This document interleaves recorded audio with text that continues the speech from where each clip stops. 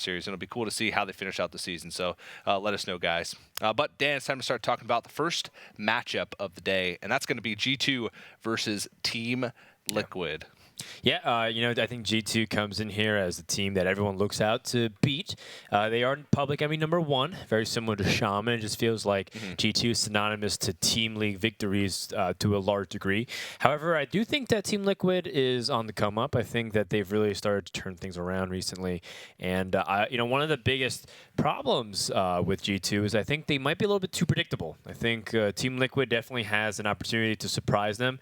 And if they do win, they could launch themselves into first place depending on the game score. Yeah, that's definitely true. And, you mentioned the predictability.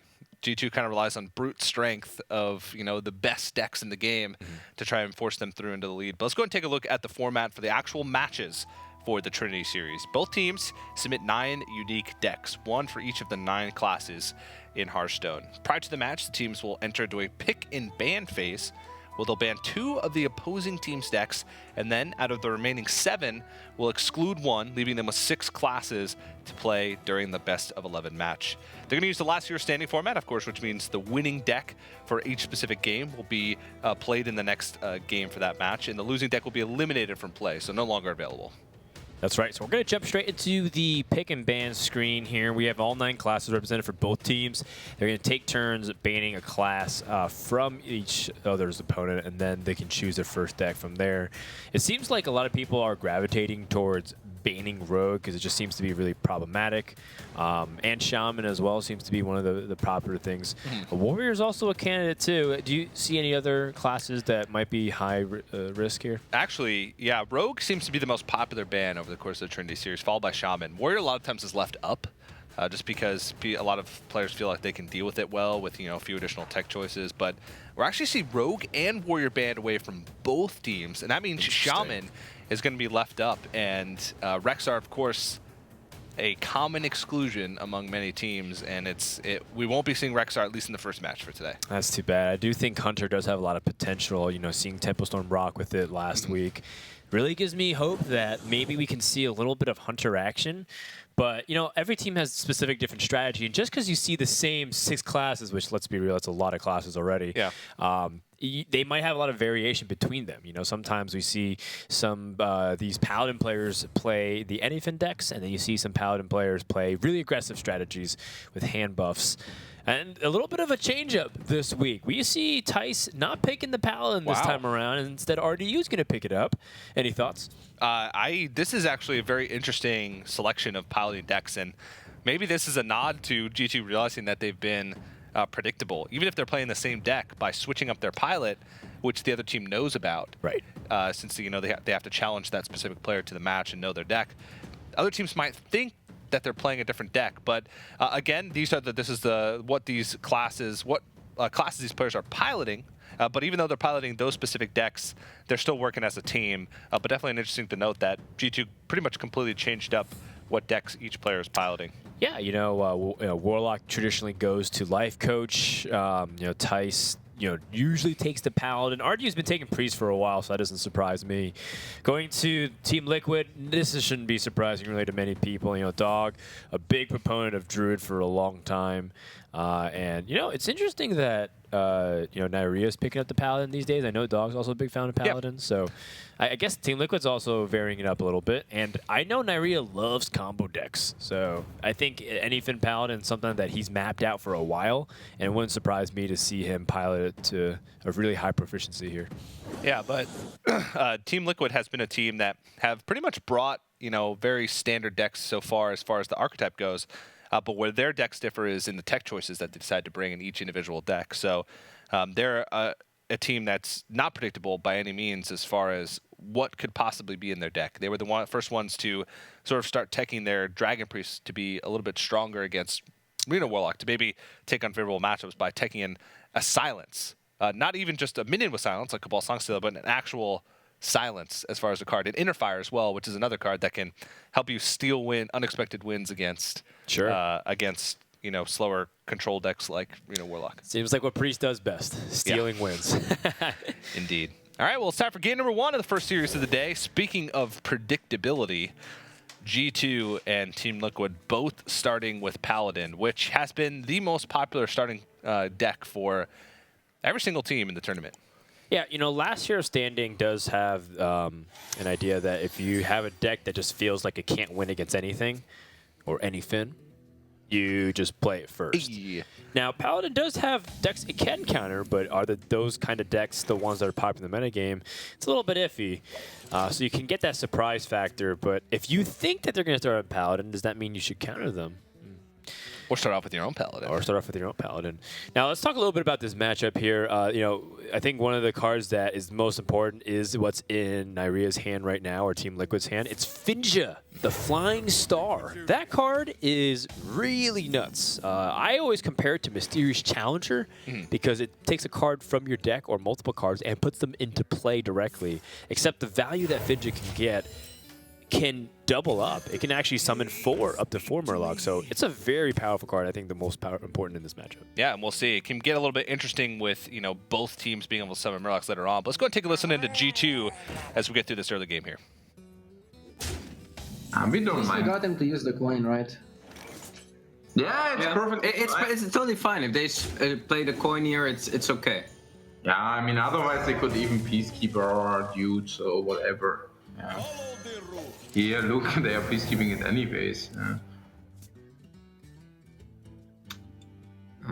Yeah, we definitely don't want them to draw 2 cards. Now I'm just wondering if this is ever a consecration. Looks okay to conk, but So Consecration leaves basically the board empty. We could also play True Silver, attack the Acolyte. Then we basically have him with a 3-2 on board, but for that we got a weapon charge, or 2.5, 3.5. I think conk is the best. I don't know what you want more with cons, and I can see weapon charges being really nice still. Yeah, I think Consecration is fine. So do you agree? Okay. Yeah, and then we also trade it. Otherwise, of they course. get Solemn Vigils and. Yeah, of course. Not only that, but they can kill our guy and then they have a 3-1, which is pretty annoying. Yeah. We still have the weapon for Barnes or whatever they want to play now. Yeah. Then we have a Finja. They have Warrior Bluegill for next turn. Harris. Actually, Wicker Flame is really good also. Yeah, Wicker Flame is for late game, not early. Yeah, Early is bad. exactly. This Acolyte wasn't that great against Doomsday, but they would have played it, right? Maybe. We don't care really. We have enough card draw to where we don't mind because we have Harrison. All right, so pretty slow start. I mean, that's usually how it is with Murloc Paladin versus Murloc Paladin, but it definitely can ramp up very quickly as we get towards those anything can happen turns. Yeah, I think one of the most important things going to this matchup is making sure that you have the resources to be able to draw into your deck and ultimately get into the combo. And making sure that you also have enough to just deal with your opponent's individual threats. The game will get to the point where you can safely drop Tyrion Forward Ring and Ragnar's Light Lord. And those are things that you have to deal with. You can't just let them deal, 20 damage to you. Yeah. One thing that a lot of teams have learned over the past few weeks is that Equality and Consecration really don't have much value in this matchup. Because if you get to the point where your opponent plays anything can happen, if they have War Leaders on the board, Equality plus Clears doesn't really do much.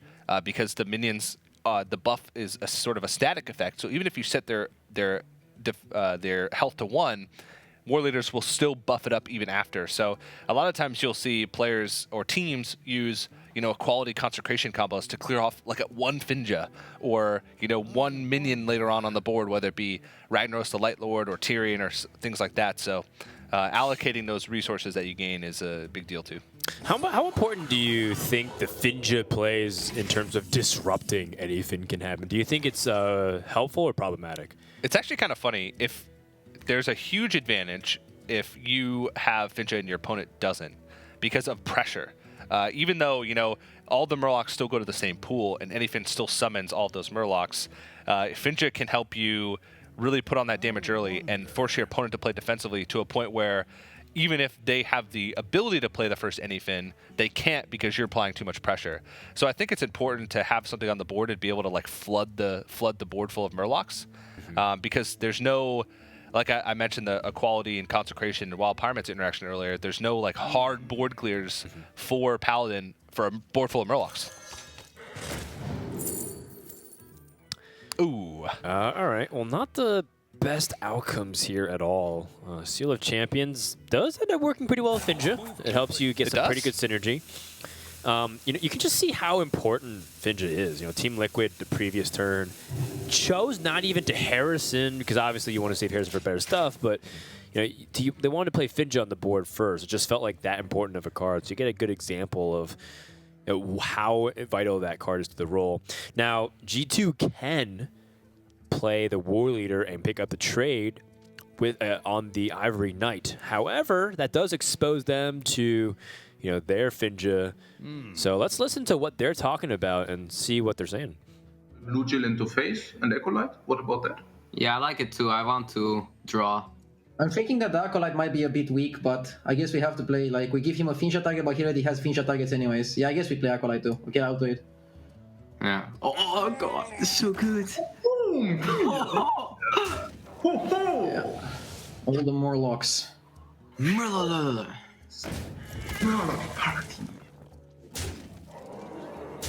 No Acolyte. Yeah. Okay. I know attack with it. Yeah, no attack. Yeah, looks good. Oh, we get for 10 mana, we get all the freaking Murlocs, guys. But we need to get lucky with the anything, right?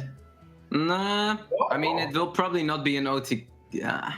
It might be an OTK. They get It's an not necessarily OTK, but they cannot OTK us, and we get 7 minions. And we are first. We are first, so that's already good. Oh, they That. This game is crazy. Yeah. Anything can happen. Let's go. Oh my gosh. We go Conk. Right? Yeah. We go Yeah. Conk. I think we have to, right? We could go for Bluegill. Conk is just better. No, right? Konk's better. And we trade, right? Or do we Yeah, not I mean- care? We have to trade, right? We trade to get Solemn out, right? Yeah. Actually, really like that we have the Harrison for Tyrion. It's pretty safe. Also, Seal's actually really good. Blue Jay will still have traded into it.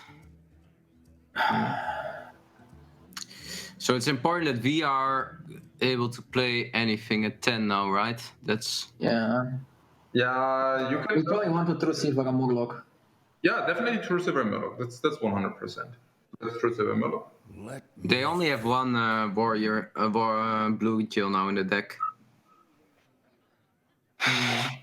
Yeah, I think we can. Do we play Tyrion here or is it Rag? I can see Rag also being. True Silver Murloc first, and then we can still consider. I don't know.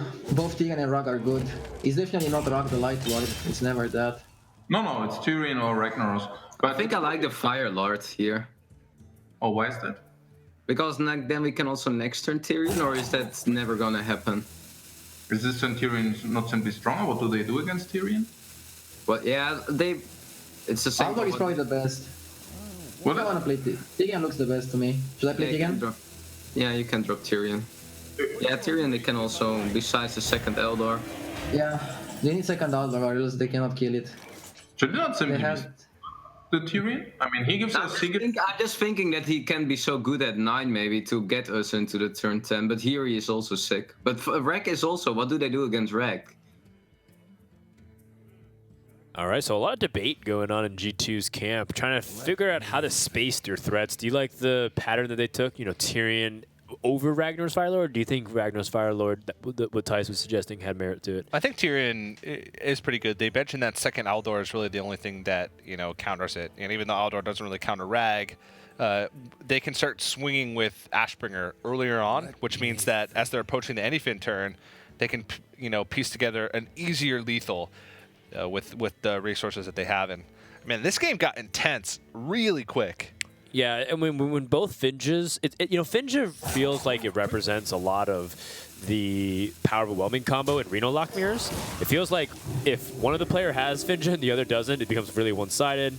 If both of them have it, it becomes really equal, and if neither of them have it, it's equal. Yeah. Speaking of huge swings, this Harrison being able to draw a card. Oh no! Oh no! That is a disaster. That's pretty unlikely the way that happens, too. Yeah. One anything being burned with a Seal of Champions being revealed, meaning that an Ivory Knight has not picked up and anything can happen. That means Team Liquid has one in their deck. That Maybe. Yeah, that's brutal. One card discarded. The way Right. they sequence it, of course, playing Forbidden Healing after, you have to because it uses up all your mana, but they will go into the next turn with 9 cards. So that means they wouldn't even discard a card next turn. So that's just, unlucky. That is really unlucky. That is bringing a gun without your magazine or your ammo. Yeah. Or It's- you discarded your ammo. yeah, I guess so. You had it, but just fell out of the cargo truck. Yeah. And G2 has to be feeling pretty good. Not over by any means. Team Liquid does have another anything can happen. They might have another Ivory Knight so that they could pick up another one as well. Yeah, right now, if I counted correctly, there's 4 War Leaders, 2 Bluegill, and 2 Finja on the board. So it's still a lot. But let's go and listen into Team Liquid and see how spirits are now that they're down in anything. Trade. With Do we Harrison. really Doomsayer? I guess we do. Into have to. Doomsayer again. Yeah. Yeah. We have We to. have to.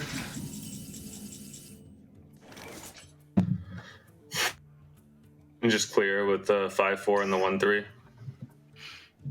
We attack face as well, probably. With True Sealer.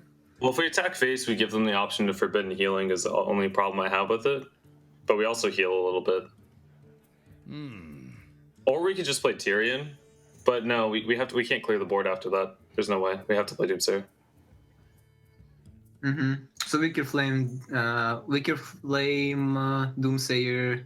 Silver. Or we can play the Bluegill, but No. Yeah. So we True Silver face, right? Yeah, probably. Heal up as much as possible. Trade everything else.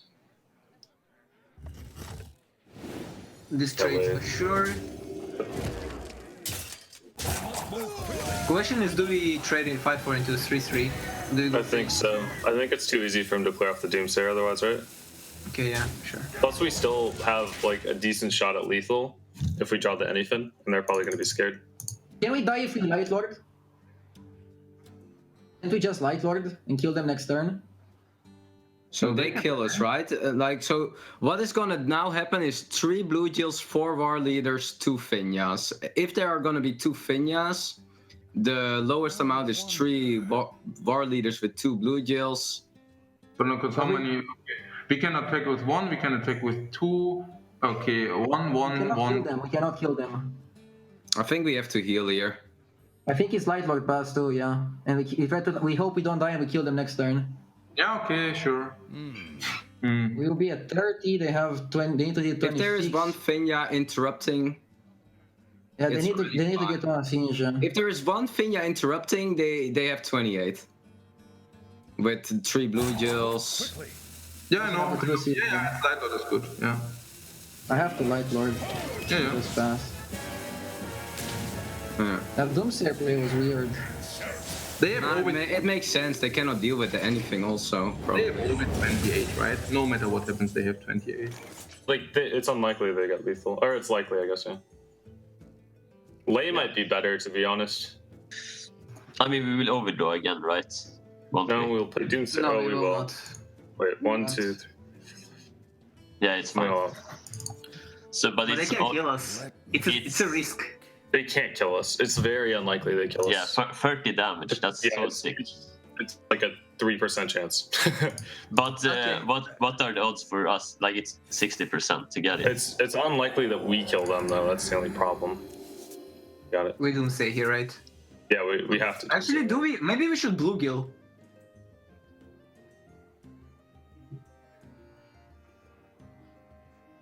I mean, we attack face every time, right? Or no, we don't. No, we need the damage from the True Silver, right? Do we have a Bluegill face? I think we just Doomsayer. Wait. Yeah, Doomsayer seems good, right?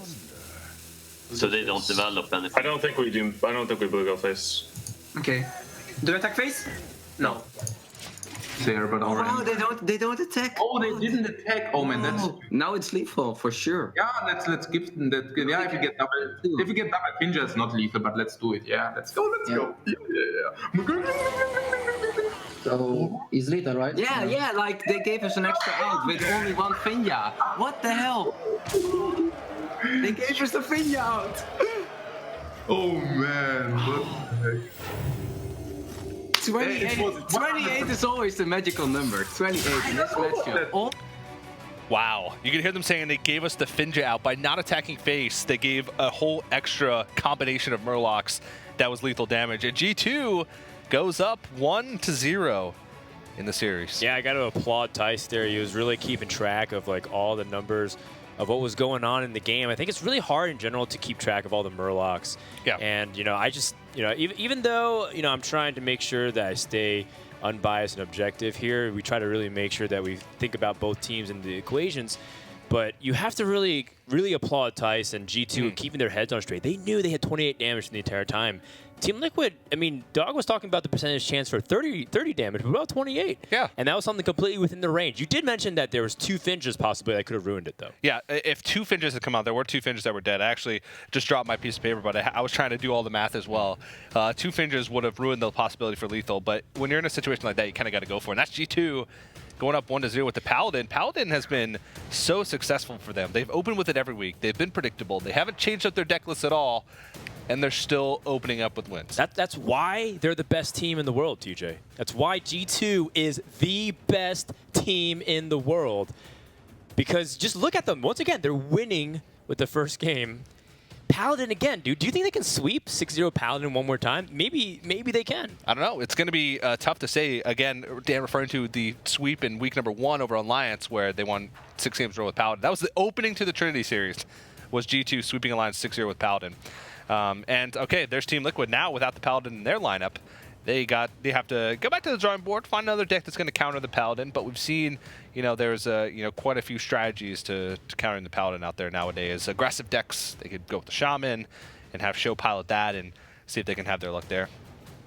Yeah, you know, we have to think about what's the best counter up here. I wonder if they really want to bring, you know, Freeze Mage, for example. I know a lot of people tested Jade Druid up against the Anyfin Paladin and felt like Jade Druid actually still does very well against it because you only have 2 really big definitive board clears. So it's actually kind of tricky to take down, you know, a Titan team like G2. So it's really difficult to see what Team Liquid has in store. Plus, we don't know exactly what they have in store. Maybe they have some surprises for us. We've been 5 weeks into it right now. Is any team going to bust out any surprises? Have you seen any new deck lists potentially come out here, TJ? Not necessarily. I've been waiting for teams that don't have Shaman Ban to play mid-range Shade Shaman because I feel like it shores up a lot of the bad aggro matchups, and I feel like teams have a plan to counter a specific type of aggressive strategy. If they're leaving up Shaman, they have a plan to counter aggressive Shamans, but they don't usually factor in mid-range Shade. As far as other decks, Aggro Rogue is another one. Yeah, that's right. Yeah, people are bringing it to playoffs this weekend and last weekend. It's actually more qualified. Yeah, Aggro Rogue is actually looking at the deck list for coming up for the Americas playoffs this weekend. Aggro Rogue has about equal representation as Miracle Rogue. Really? Which is nuts. Like, yeah. How many? So I think there's what 20 some people playing Rogue. Is that what it is? Out of the 80? Even more. I think it's like 40. But okay, so then it's like 20 of them are bringing Aggro yeah, Rogue. so it's pretty crazy to me, man. Pretty crazy. It's a deck that's sort of taken everything by storm, and I feel like it can capitalize on a lot of the greedy control decks that players bring to Trinity Series by adding another aggressive deck to your lineup that you wouldn't normally expect. So jumping into game number 2 here, G2 again on the Paladin, and Team Liquid going to go ahead and go with the Priest. This seems to be sort of the standard procedure of things. Okay, yeah, Priest. Definitely a strong candidate to take out Paladin. You have the ability to not only put a lot of pressure on, but yeah, you never know what you steal with Draconode Operative. You can take their Anything Can Happen, for example, which is why a lot of Paladins sometimes keep that in their opening hand so that they can counter that strategy. So there's a lot of levels that you can go into this matchup to make sure that you're playing optimally. That's why I actually really like it, because it's a little bit counterintuitive. That's what you need. That's what you need in Hearthstone these days, to have some of those matchups be very complex. Job's done. Team Liquid, we saw them in week number 2 actually win a game, Dragon Priest versus Paladin, where they won the game with an Anyfin off of Draconid Operative. So those types of things are really cool to see. And decent start for Team Liquid. Nice little curve. But also, I mean, G2, look at that. Finja. Murloc War Leader, Gil, Doomsayer, Solemn Vigil. I wonder if... Have you ever been in a position where Finja just like pulls nothing because you drew all the Murlocs? Yep, I have been. I've actually... It's pretty unlucky, huh? Yeah, I've actually like had a dream opener where I like keep Bluegill and War Leader, you know, because it's a matchup where, you know, being able to remove stuff on board with that combo is good. And then I had Finja, I drew Finja, and then I was like, oh, sweet, this is a dream game. And then I drew another Murloc and another Murloc, and then it gets you further away from your Anyfins.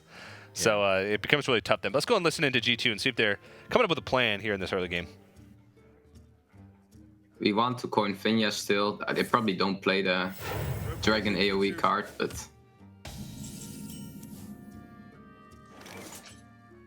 To play around through silver. Yeah.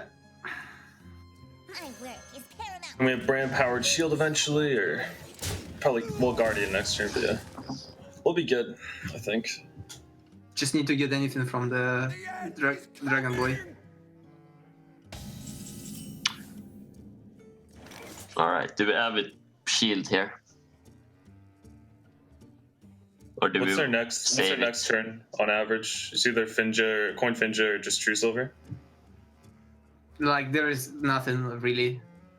So you can just go Guardian Power Shield next turn. So we don't really have to Power Shield, just stay in. But if we shield now, we can get a 5-drop, which would be ideal. As long as it's not Azure Drake. That's true. So it's only operative. That I I like shielding now. I don't know. I like shielding next turn because if you play Guardian Shield, they can't get Finja off unless they quality. Yeah, I agree. Yeah, that's true. Okay. And it's like the only bad scenario for us if they Finja, right? Everything else is just okay. Coin Finja. Oh, We have no S. Ooh. No Murloc, very good. That's like not bro. Oh, next turn with the War Leader. Yeah. Next turn is gonna be a He's good on. turn. And then after we draw from double Vigil, we also can Emperor. freaking awesome. Okay, so now we have to focus. Yeah. G2 getting super excited over the prospect of being able to buff their Finja. Yeah, well, up until they see this Twilight Guardian, does disrupt their plan a little bit. They're going to have to toss both of those Murlocs into the Twilight Guardian, but it'll summon another pair of Murlocs, which the second one will be a 6/3 and allow it to trade into the Blackwing Technician. And that's already a very good spot for G2, assuming that they can get their anything's can happen. There is a possibility that their combo cards are at the very bottom of the deck. And when that happens, that becomes really tricky. Because right now, a bad sign for G2 is that they have no anythings in their hand. Yeah. But double Solemn Vigil is definitely going to help in the long term. Not going to be able to get value out of those now, as you heard them, talking about. It's still going to be 1 mana after this trade here, so just a little bit a ways off. But a tough board to deal with double War Leader plus a Finja. It's like they have to use a Shadow or Death on a Murloc War Leader here just to be able to contest the board, and then they're already falling so far behind. This one's not looking good for Team Liquid. Yeah, they don't have anything to immediately deal with this. No Dragonfire Potion, for example. So, if you Shadow or Death, you're stuck playing Cabal Talon Priest. I mean, that's okay. It's a reasonable way to contest the board. Because the Talon Priest can challenge any of those 3-health minions. And I guess you're not worried about Finja taking anything more because that's all of the Murlocs right there. So it can't get any worse, supposedly. At least with Finja. Yeah. But G2 in a spot now where they can double Solemn Vigil this turn. If they trade the Finja into the Talon Priest, the Solemn Vigil go down to 3. They can draw 4 cards this turn if they so choose, rolling into an Emperor Thor Center. And they concede sort of a little bit of the tempo over to Team Liquid. But in return, they pick up a lot of value and a lot of cards, which is pretty big if you want to close out this game. So, Emperor Thorsan, that's one of those cards where I didn't expect to see it that often in anything when it first rotated because it felt like you didn't need it as much. Do you think it's really crucial to the deck these days? I don't really think so. It doesn't really allow you to do anything crazy. Sometimes it allows you to like fit in an extra Doomsayer after a clear, or you know, make it so that your 8 drops come a turn earlier. I don't think that's crucial to the game plan, but Emperor Thorson's still like a must-remove threat in a lot of cases because you know the more you get, the more reductions you get, the more value you get in the long term. But let's go and listen into G2 to see how they're feeling about this hand. Have to go brand other split, right? Yeah. Or do we? Yeah, we have to. Yeah, we can play Whelp as well. Let's get some operatives. Drake, right? To get more cards for operatives. Yeah. Oh, Oh my god. we have Holy Nova, Big so Crusher, Malygos right? can be good. We have 1 Nova, right? Or how many do we have? We have One 1. Nova. Yeah, Malygos should be better than anything else. Like every other card's just not good. I mean, Crusher kind of nice. Crusher's okay. It's between Crusher and Malygos, right? But it gets Actually, all we those. curve out better if we get Drake, but well, Next one will be Drake for sure. And not like better. I don't know. Yeah, it's either It's up to Crusher you. or Malygos, right? We just need to come back somehow from this game. They have like a lot of threats. yeah. Roping. Just pick something.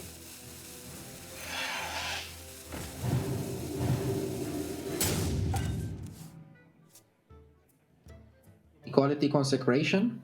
Oh, nah. Why? Is it too expensive? Yeah, I guess it's too expensive.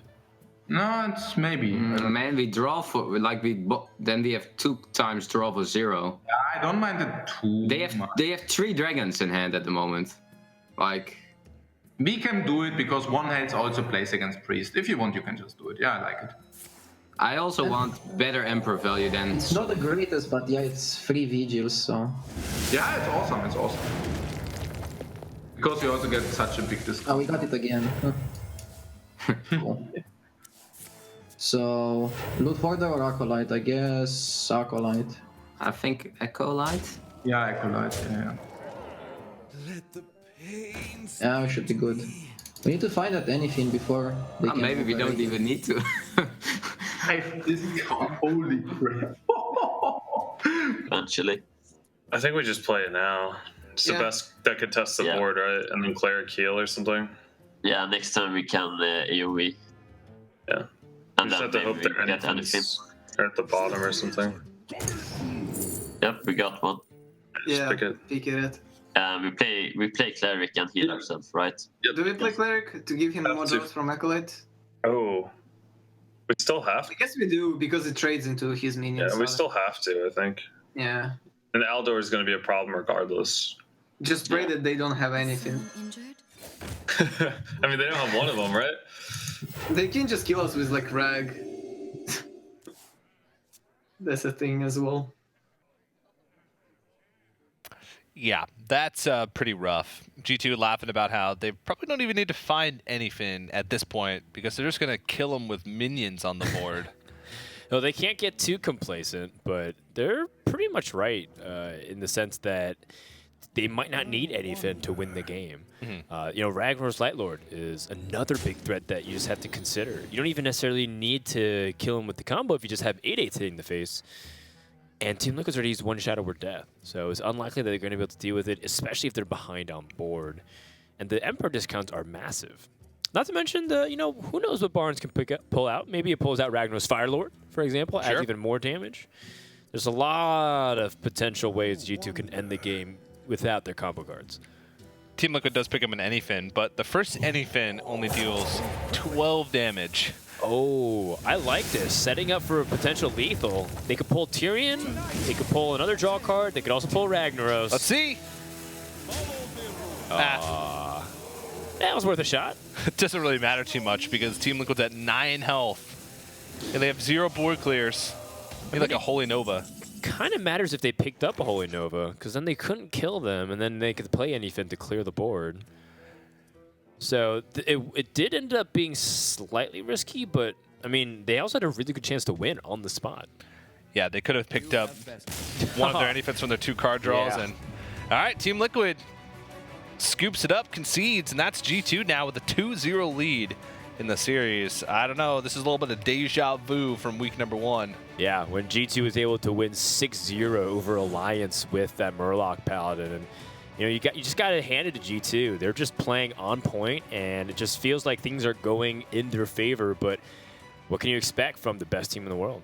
Yeah, I mean, a lot of people think that, not very many people will dispute the fact that they're definitely up there. But now, Team Liquid, in last year's standing, you get the option to counter your opponent. And that was the deck that Team Liquid chose to counter the Anything Can Happen Paladin. And now they have to find a new deck. Now they're one more deck down later on when they're trying to find potential counters to other decks that G2 still has available. You can see there, G2 still has all their decks left. Now with Priest and Paladin eliminated, what's the go-to for Team Liquid? Is that really their best deck, though, in against anything Paladin? I feel like there's stronger counters to it. There is, but a lot of times in last year's standing, there's a balance between finding a deck that you think that has a good chance of beating it, while also saving some of your other decks that may be better counters to things that those have better matchups with down the line. Because Priest, even though it's not the best matchup against Anything Can Happen Paladin, it may be the best matchup now that also doesn't have good matchups later. It's true. And what you could end up having is, for example, if let's say you assume Jay Druid is better against Anything Paladin Can Happen, but you might need to save that for Reno Warlock or Reno Mage later on, because it's such a stronger counter. And if your opponent snipes that Druid, it's going to be difficult for you to use it later on. So you need to make sure to account for the web of counters, a web of matchups that really allow you to get that edge. So then what do they turn to now? I think if Dog's playing Freeze Mage, which I know he's a big fan of that deck, then we can gravitate towards that. If it's Reno Mage because you feel like it's better against the field, then honestly, I haven't played too much of Reno Mage versus anything, but that might still be a pretty good matchup if it depends on how they build it out. Yeah, I think Reno Mage actually has some really good matchups, and right now we're waiting on Team Liquid to decide on the deck, so we'll get in the matchup as soon as they decide. It is a tough choice. Reno Mage, I think, is slightly favored because of the fact that Kazaka's potions can give you polymorph effects. Right, and polymorph the card. Polymorph the card as well. So they have multiple options for limiting the Murloc card pool for the Anything Can Happen Paladin. And also, Ice Block essentially gives them a free turn where they would have died to get that little bit extra burn in. We've seen teams like deal with a full board like Frost Nova and then Reno, a board full of Murlocs, survive that turn, and then allows them to get a full polymorph potion. So there's a lot of tools that Reno Mage has that can really kill the Anyfin. But as we're waiting for the next game to start, as we're waiting for Team Liquid to decide on the deck, we actually have some stats here for you guys to take a look at. G2 and Team Liquid back-to-back total class wins. And G2 right now, Paladin, obviously one of their most successful decks. Yeah, this is updated, by the way, with the two most recent wins by RDU on the Paladin. So that ends up being 20 of the 25 wins from G2, if I count correctly. Just these 3 classes alone. You can just see Paladin, Druid, Warrior. Completely different case here for Team Liquid. It seems like they spread out pretty evenly. Yeah, they have 12 wins across their 19 right now, and that's a pretty decent balance. Some classes have 2 wins, 1 win.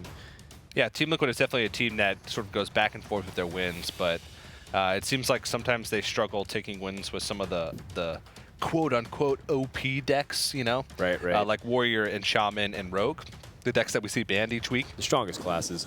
Yeah, the stronger classes. It's interesting because when you have a lower peak win with a class, what ends up happening is that means that you end up countering a lot more, which means that your strategies actually are very effective. You're trying to win a game, and then you expect to lose that game, so you have to queue up a counter, and then so on and so forth. So that, even if you see like a team have, say, 4 wins across the board or 3 wins across the board for the highest win decks, that's actually a sign of them being able to plan very well for their series. Because in Hearthstone, you can win those unfavored matchups, but you have to really bank on the fact that sometimes you do lose them based off the numbers. And so Team Liquid was matching it very often. So I think that shows really good proficiency from them. Yeah, and we'll see. They're still deciding on a deck now for the next match. So it is a really tough decision. I think it's probably between the Shaman and the Mage, if I had to guess.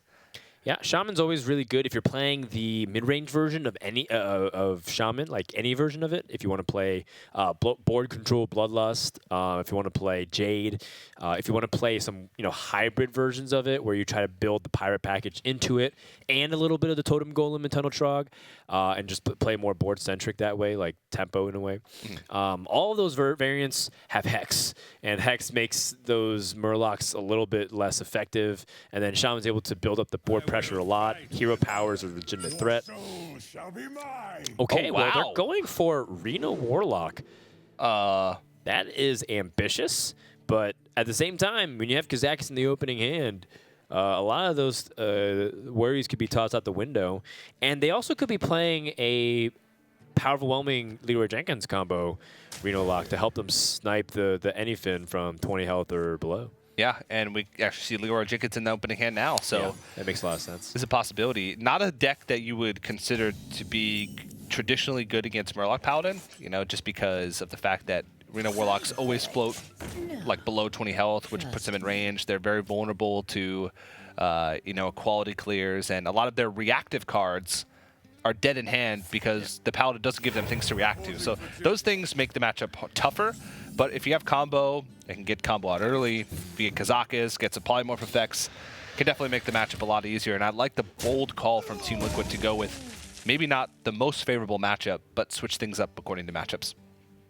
Well, I do wonder one thing in terms of numbers. I really wonder the win rate of any Finn Paladin deck when it does have Finja in the opening hand and it doesn't, because it just feels such a dramatic difference. You just see that G2 this game, this is more of the Paladin we've come to expect, where they don't really have a lot of early game plays, and they're giving time for Team Liquid to effectively card ramp, which, they're on a turn where they could ditch the coin to draw a card or coin out a 4-drop here, Kazakis or a Freshman Vendor. If they coin out for Freshman Vendor, it's powerful against True Silver Champion if they trade into the minion, but then they kind of waste the heals and don't really get a card draw either. Do you like any other play here? They could also value trade with the Earthring Farseer healing up the Mishras and Mixers and then trading into the 1/1. Okay. But that's a little bit of a bold move to make, I'd say. But let's go and listen into G2 and see what they're thinking as we get through this early game. So they will go Giant or Drake next turn. We have Aldor. I would probably like to play the War Leader indeed. I like War Leader too because of Ooze. I like War Leader too, just because of we will Eldor anyway next turn. So. Yeah, and I don't know. I want to play to Silver when I swing with it. Yeah. Same. We might also go Emperor on 6 into Tyrion on 7. Yeah, I like Tyrion as soon as possible because otherwise they can copy or they can steal it. I like Tyrion as soon as possible, otherwise you don't get the value of him.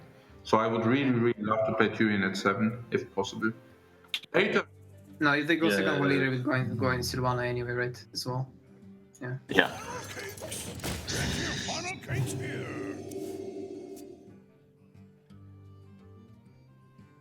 Nice vendor they got there. So True Silver, or do we? I don't know if Aldor is that good. We don't Elder this, right? It's either True Silver or Loot for the Hero Power, I think. It's never the Vigil. Vigil.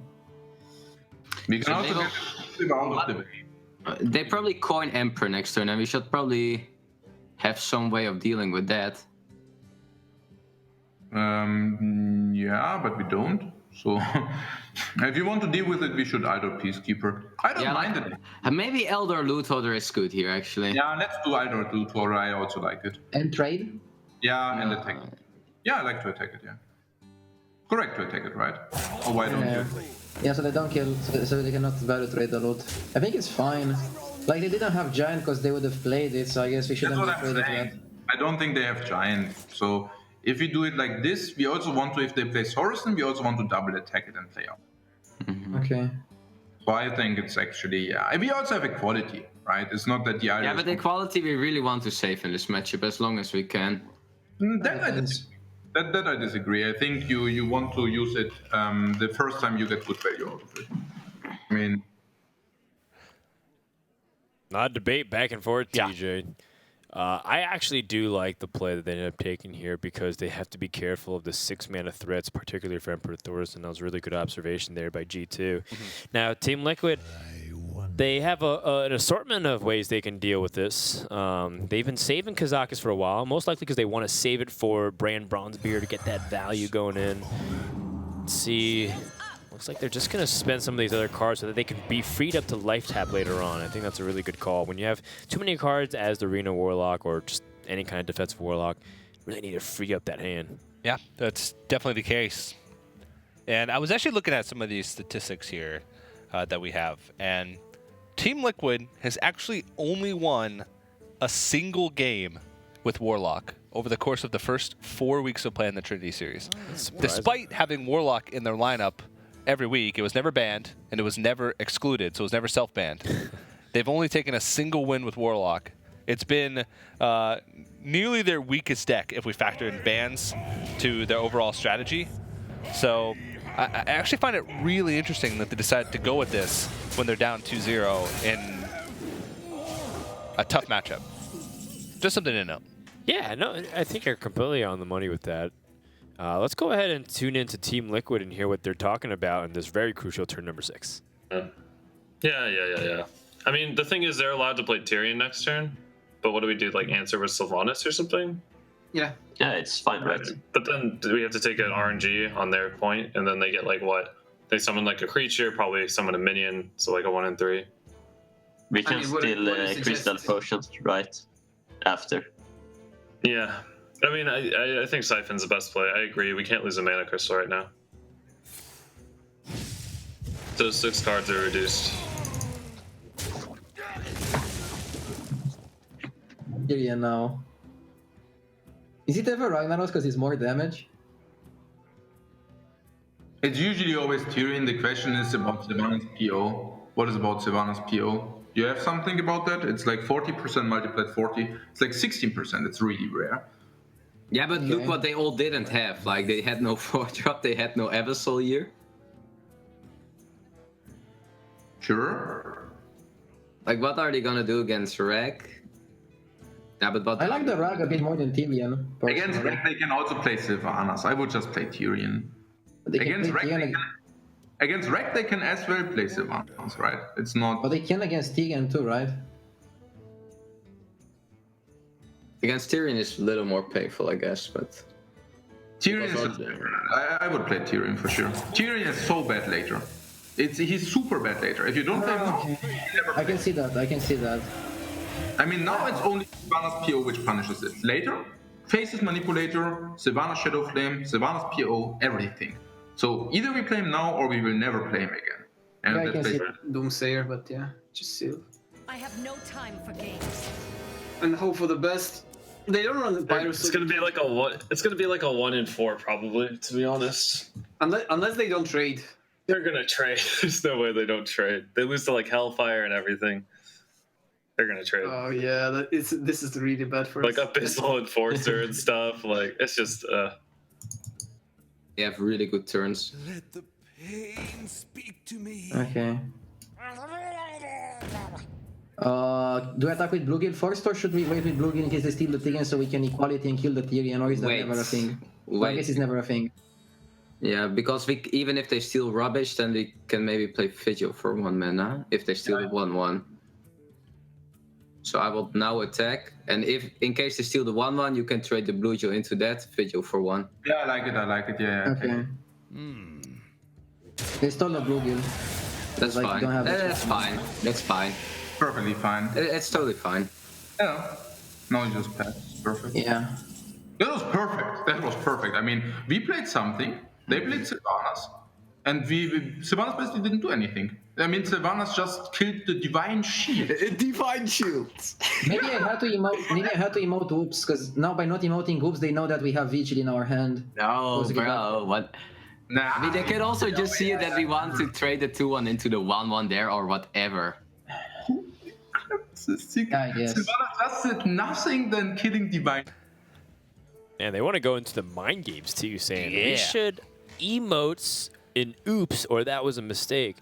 Because we didn't want to reveal that we had Solemn Vigil, because if they G2 is the best team in the world, TJ. So they would have easily just noticed the order mistake of not having 2 damage from the Blue Gate Warrior. Yeah, maybe Artie realizes, hey, I would have caught that. I would have known that there was a Solemn Vigil in hand if they didn't attack with Bluegill. Yeah. But here we go, Subtle Kazakis. brag. Yeah. Kazakis. Let's see, options not the best here for the first one. And summon 3 friendly minions that have died this game is okay. They've had a Sylvanas die, which is pretty good. That's a very proactive potion, is what they got from the Kazakis. So yeah, no mass polymorph though, and that's a pretty bad sign. Because in the end, the 2 waves of Anyfins will just be able to kill him over 2 turns. Yeah. So now Team Liquid has to transition to 2 things. Now they have to get the board control and to kill their opponent before they can get their Anyfin pieces together. Yeah, this is a lot of pressure though. If G2 can find a way to deal with this Mountain Giant, then they've staved off a lot of that pressure. They do have to be worried about the Kazakis potion though. That's one thing. Even no matter what, they always have to factor in what's the Kazakis potion that could punish them the most. If they overextend, if they play Murlocs without trading, things like that. At the same time, they kind of do want to extend, because then if they're forced to use the Kazakis potion, then that's a relief on their mind. Sure. So it's one of those very unfortunate and taxing situations where you just have to be careful and mindful of everything. Well, I'm just going to choose to draw some cards. It's a free Solemn Vigil, so they'll still be able to play a threat if they so choose. Wow. A second Solemn Vigil off the top, straight into a Ragnaros. Pretty much lining up exactly with how they wanted it to. They just need card draw, and they need Murlocs. Yeah. And that might force a Twisting Nether out from Team Liquid. And they can also set this up with a Doomsayer. And if they did get their res from the Kazakis potion, they could get that on an empty board, which I think is really important. Yeah, considering that 1 equality was just used. So their best clear is now the 2nd equality. One thing to also be a little bit mindful of, too, is the damage. The fact that Ashbringer could go to the face with 2 other Choose Overs in hand. You mean, talk about weapon damage, that's some of the strongest you'll get. Got, what, 16 in the hand from weapons, plus 15 right now. Mm-hmm. All right, well, let's go and listen into G2 and see what they're planning on as they close in on a potential lethal. Pressure doesn't stop. We are applying the pressure on them. Emperor and 3 8-drops. Holy. And Ragnaros, the Light Lord, is haunting them down. And now we have 8 from anything if the blue dies. Why are they queuing this? I don't know why they are queuing that. They did the same like last week, our last opponents. They just queued like the good matchups and they gave us like 3-0. They all have next level strats against us. Yeah. Okay.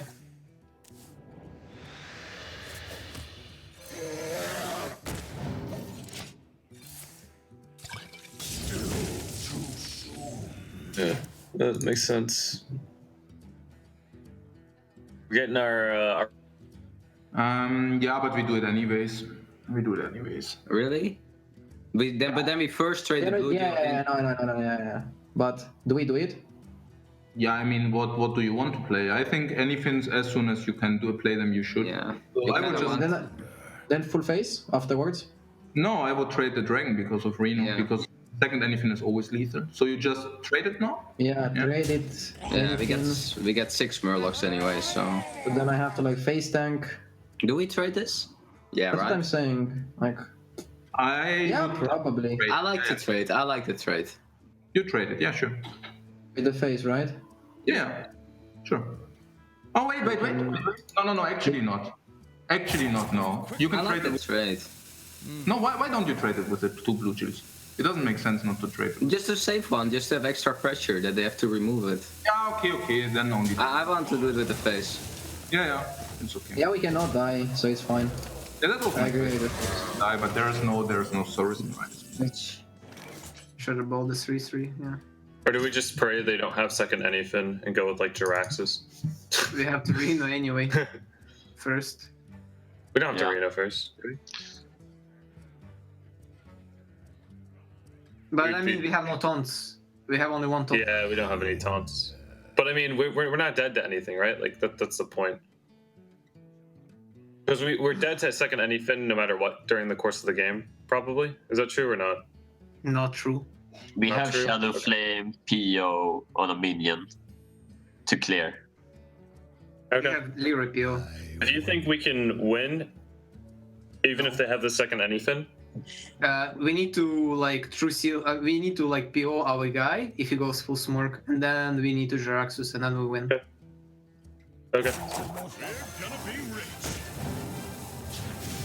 Just saying, if we like Jaraxxus and then they don't have anything for like 3 turns, we can win. I think is higher percent. But we can They just probably have second anything.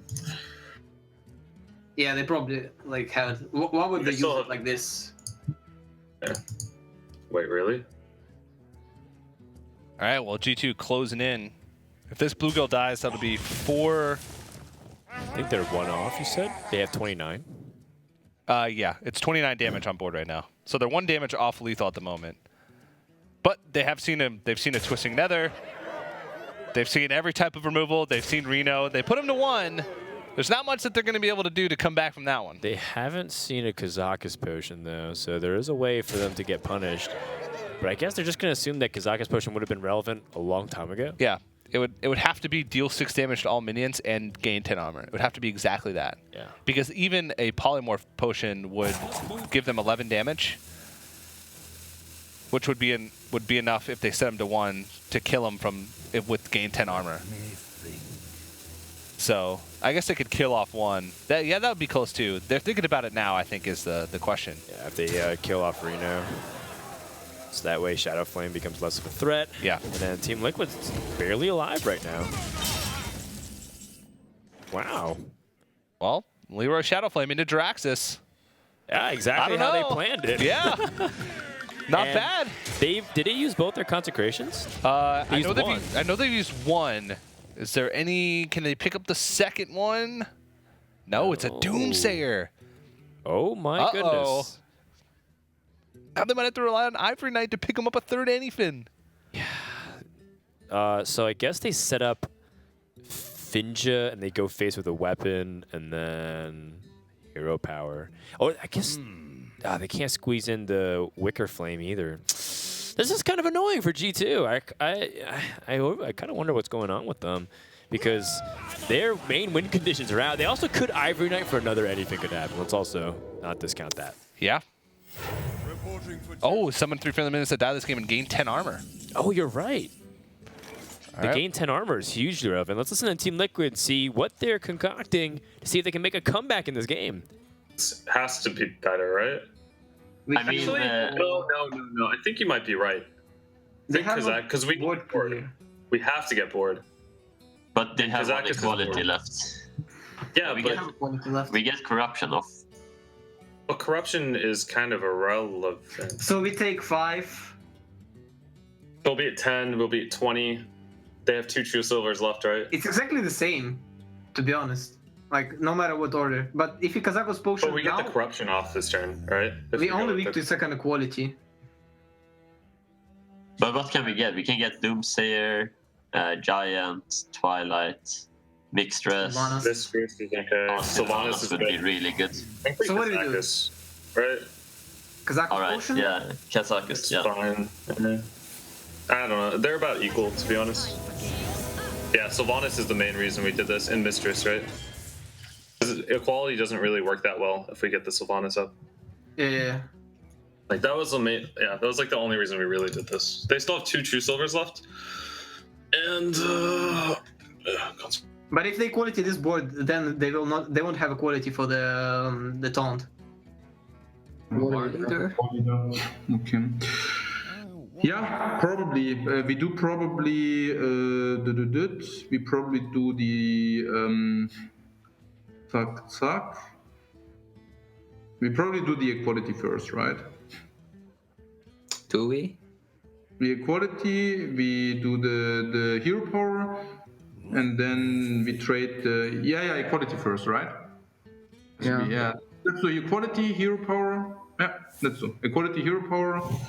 And now the only question is about this 2-1, or which trades him first. Probably the 2-1 with divine. 2-1 first. Yeah, Yeah, into the into one. And now Finja. Injay to Sylvanas. Yeah. Yeah. And then now. No, this may be into whatever trades. Okay. Yeah. So this. And maybe in Doomsayer. Yeah. Trade this true silver. Yeah. I take the. Yeah, it's difficult. I couldn't attack because they stole the taunt. Again, didn't let me. We probably didn't want to play Doomsayer, right? How do Do we? Tap? Why wouldn't we?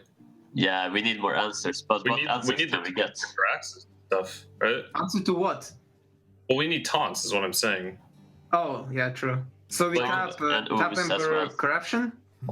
Tap Emperor Corruption, right? Because there's no way we're like dying anytime soon. I mean, you pay Ooze if you get it over corruption. Yeah, probably. Okay. There's second race. That's good. Do we have anything that works with Brand? No. Throw for throw, right? Oh, we have Peddler. Peddler's okay as well. Oh, yeah, true. Okay, so the most burn we have to play around is 4 because of double consecrate, right? Yes. So the most we have to play around is 4. I like what Nyria said. A throw for a throw. And I kind of agree with that summary. It feels like Team Liquid handed G2 the game on a silver platter, and then G2 got a little angsty, and they kind of up to 29, which is unlike them considering the previous game. They were pretty much on the money with exact ranges and probabilities. I think they figured, oh, there's no way that they'll be able to clear a board full of Morlocks even if we don't kill them. Or they just counted incorrectly and figured that they had more damage. We didn't even hear them even try to count. You heard Life Coach say, just play anything, you know? It's you play anything as soon as you can in this matchup. And then they just slam the anything one again. off. Yeah. Reno Jackson coming through in the clutch. Yep. All right, and now Team Liquid has the opportunity to play Jiraxis and make a 6-6 in the same turn. Yeah, and if they play this Doomsayer that feeds into the Jiraxis, they can tap before, because your armor goes away anyway. Okay. Or do you? Yeah, I guess you're right, since you're not summoning a 6/6 minion with the Doomsayer. Yeah. The other option is if they want to. I guess you're right. Like, how many cards do they have left in their deck? That's the question. Like, both of them are very thin. Well, let's see if we can get a check on the card counts here. Actually, one thing that might be really big is the fact that I don't know if G2 has any more threats in their deck. They have 5 cards remaining. They've used both Consecrations, both Equalities. They use Ragnar's Light Lord, Fire Lord, and Tyrion. Yeah, 7. I mean, I feel like they can tap if they want to, just to try and close out the game faster. They talked about getting taunts. They might have a Defender of Argus tucked away in there. And you could tell RDU's demeanor as this game has gone on. I think they realized they could have gone 3-0. Yeah. Very convincingly. RDU, as this game goes on, is starting to look more and more like the son of Waluigi. Wow. All right, let's listen to G2 and see if RDU can figure out a way out with this team. What you can do is you can attack, we re-equip, and we play the Doomsayer. They already play the Ooze. No. They didn't play those now. Oh, so you don't re-equip. You just attack the face, you play the Doomsayer, and you heal power. And then we chill. Right, Tyson, right? And then next turn we just play everything? And next time we just play everything and attack the face again and hope it's enough. Reporting for duty. I know it doesn't look that appealing, but I guess this is how we can do it. We need one If we damage, Doomsayer 2 times kinda. ago, we should Doomsayer now too, I agree. They're drawing, they're searching for something. That's Mortal Coil. But we need only 1 damage if there is a const in our deck, so They we have need no more heal, by the way. They have no more heal. I'm not even They use sure. Farseer, they use Vendor. Correct to Mortal. But we need 1 damage from a minion. Like, if a minion deals 1 damage, we can do it. So we always weapon and attack. Yeah, you weapon, attack, and you probably play Pyromancer and Acolyte. Pyro, Acolyte, Hero Power, I think. Yeah, I like it. I mean, we need 1 damage from a minion. It's if they don't have Ooze, though. Let the pain speak to me. Reporting for duty. Just YOLO Abyssal. No. I mean, we might have Just demon thrown. rest. It's possible we lose. What? Are they? What are you talking They don't have about? they don't have qualities, right? They have Yeah. one consecrate left. So They have Kong, Aldor, Kong, Well, no, they've already used like one and Pyro consecrates. maybe. Maybe a forbidden or something. We just demon ras. Second rate hero power. yeah, We could also No face, right? we could also second rate faceless and demon ras. what targets do we have with faceless? How shall I destroy? Nothing. So we should probably do it, right? No, Free hero freeze. power is better. We still have for lethal. Yeah. Oh yeah, that's much better. Yeah, just demon wrath. Second right hero power. Face. Bran as well. Why not? Yeah. Why not? Why not? I don't know. This one's starting to look more and more like G2 doesn't have a way out. They have one consecration left in their deck, and they're almost out of cards. Let's see. There's the consecration. I don't even know what their last card is, but I know it's pretty inconsequential. Maybe Forbidden I think Healing. it's Forbidden Healing. They haven't used that in the game, and they could try to see if they can outlast Jiraxxus, but with the 6/6s from the Infernals coming, that's really unlikely. They can stall, and they can even draw the Forbidden Healing right now, but in the end, can they outlast Team Liquid? That last taunt, that second-rate bruiser coming in pretty clutch there, and good thing for Team Liquid not to risk it. They with Acolyte on the board and they had Abyssal Enforcer, they could have easily thrown this game. Yeah. Again.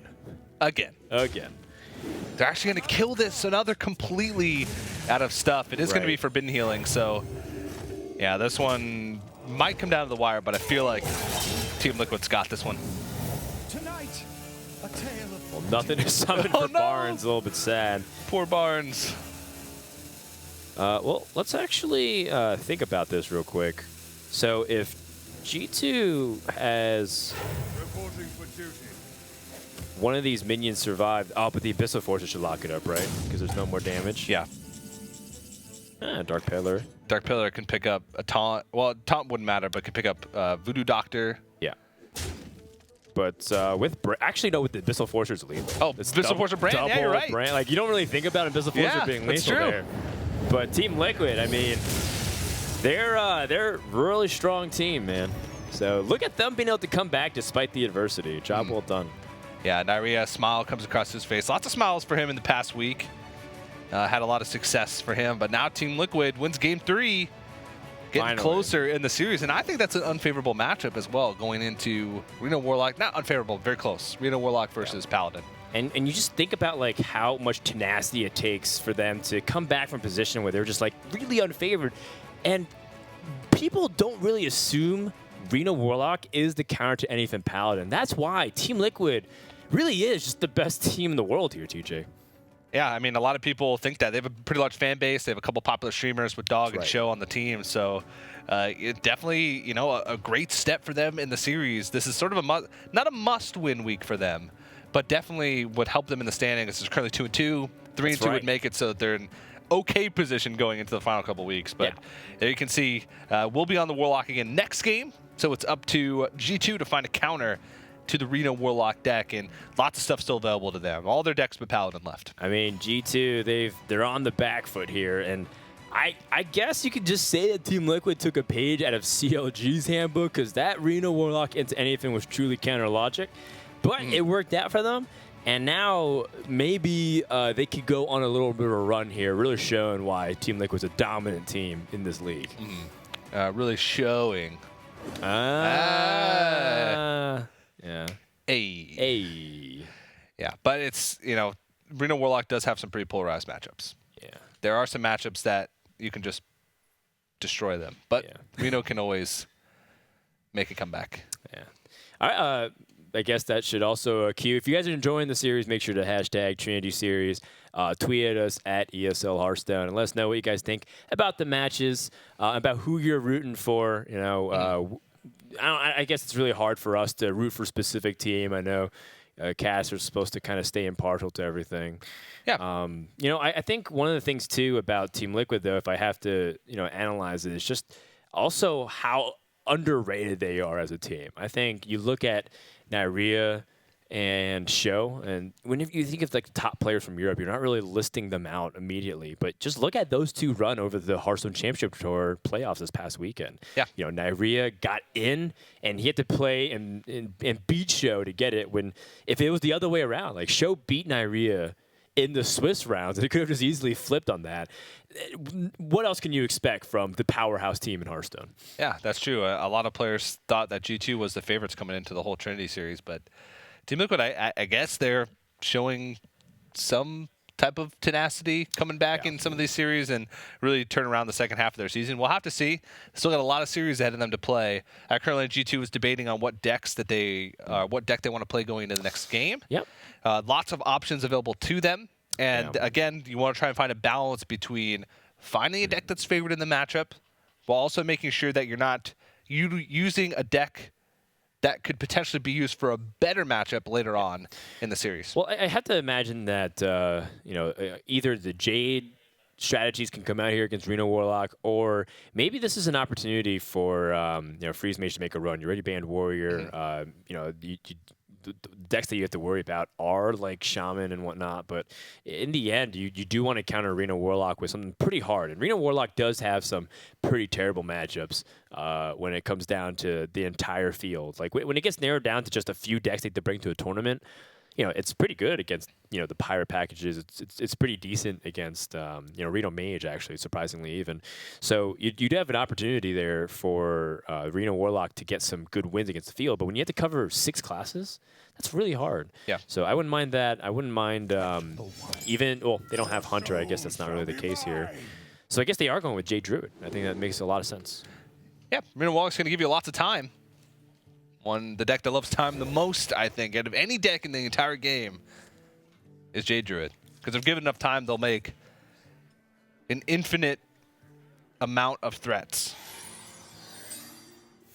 It's true. Literally infinite. Literally infinite until the game ends or the Druid dies itself. Or until they misclick. They misclick. I mean, I actually did encounter this. I was playing Wild just to kind of experiment a little bit, TJ. And I ran into a Mill Rogue, and I haven't actually played against a real Mill Rogue. Like Mill Rogues in Standard's pretty janky. You play like, Vanish and Sap and all that stuff with Shadow Step and Cold Light, but you don't have access to the heal bot. You don't have access to a lot of that good stuff that rotated out. And then you have to play like the Hogwire that like has if your opponent has 6 or more cards. So it's not exactly that good. But if the Jade idols get taken out of your deck, because I was playing Jade Druid, then you don't actually have the ability to keep up with that anymore, because you have to place them into your deck. So like I actually got bursted because I wasn't careful with how much they drew. Not that it actually matters, but I just thought I'd share that story. Dan's Wild Adventures. I actually lost in Wild to a Milrow when I played Jade Druid, as embarrassing as that is, essentially. Anyways, focusing back onto this game here, the Jade Druid, not exactly that slow, just ended up innovating out this Azure Drake. They're curving out, which is an important thing, making sure that they get a play every single turn. So they had to try and sequence it and, go innovate Azure Drake into Fangel, into potential, Wrath or whatever. But let's go ahead and listen into G2 and hear their plan from their own words. If they blast crystal this, then they Shadow are Bolt, Mortal Coil is something. Yeah, You should play it a bit faster, because if you play it faster, they might think that we have Nourish for sure. If you wait until the rope, maybe. No, it's whatever. But it's just a play, and we do the good. There, dragon. Yeah. You have to try to play around. Yeah. This is PO also. We have a Nourish, guys. Blast Crystal Potion, please. I mean, we don't care, right? If they just play minion, the Vras is waiting, I heard. Oh, we even have Okay, GG. easy Nourish. Mana Crystals and draws. And the Wrath. And the Innervate. And Jade Idol. Wow. Holy. Do we Jade Idol here? I think you probably Wrath first. Yeah, because we can draw another one and then we have exact mana to play it. That's why I'm. We can also innovate mulch. No, you need to play the Jade Idol for shuffle as well now. So I don't mind. I don't mind that you Jade Idol. I think Jade Idol is the way. Yeah, yeah. Do the I Jade like Idol. it also. Yeah, because we need to shuffle the second one, and that's the second one, which is pretty insane. And now we can consider innovate Mulch or innovate Wrath. I think I like innovate Mulch better. You agree? I'm the not Mulch is sure. better. Can Because we it goes play Wrath with Aya. innovate Mulch, and then we can play Blackpool and Brass next turn. It's also better on curve, yeah, and they still cannot really deal with Fendril, right? Yeah, so Wrath is still good. Yeah, yeah. Just Mulch. It's good. Yeah, you also don't want to sacrifice the dragon. I don't see it. We just completely destroy them now. We don't even need Jades. No, I mean we just hit them in the face now, and they're like at 4 or 5 mana. I mean, sure. Yeah. It is interesting. We can go for Demon Wrath in this. Doesn't really accomplish anything, right? So what is their next turn? I mean, they have a lot of damage. They can just go face. Yeah, I think you're right. I think Demon Wrath that because like we're kind of dead. We can go for Kazaka's 3 damage, 2 mana AOE also. If we whiff, we get the 2 AOE and we can revive the giant, right? It's bad. Is it bad? It is bad. Why? We can revive a giant Because and we have a Fendril 1 in still 3. lives. It's exactly the same value. If you go for Demon Wrath, the 2 mana guy, we buff all the threats. Yeah, but we don't get bored. Well, at least this way we can get a revive. And if we hit the damage, No, we clear next the time board. we have Coin Abyssal and to kill this guy. Yeah, Coin Abyssal, it sets it up, right? For Coin Abyssal. Yeah. Yeah, assuming they don't set up board, but okay. All right. It's Trust like you. either coins. I don't know. I just feel like this is just the best. Like a 1 in 3 to win the game for us, right? Well, no, more than a 1 in 3 because we have to hit the other thing. But I feel like they're going to develop minions that aren't going to be abyssal, right? Like, there's no way they just go Jade Spirit Hero Power. Then we're like we, kind of. we kill one of the Jade cards, right? Because we have Coil.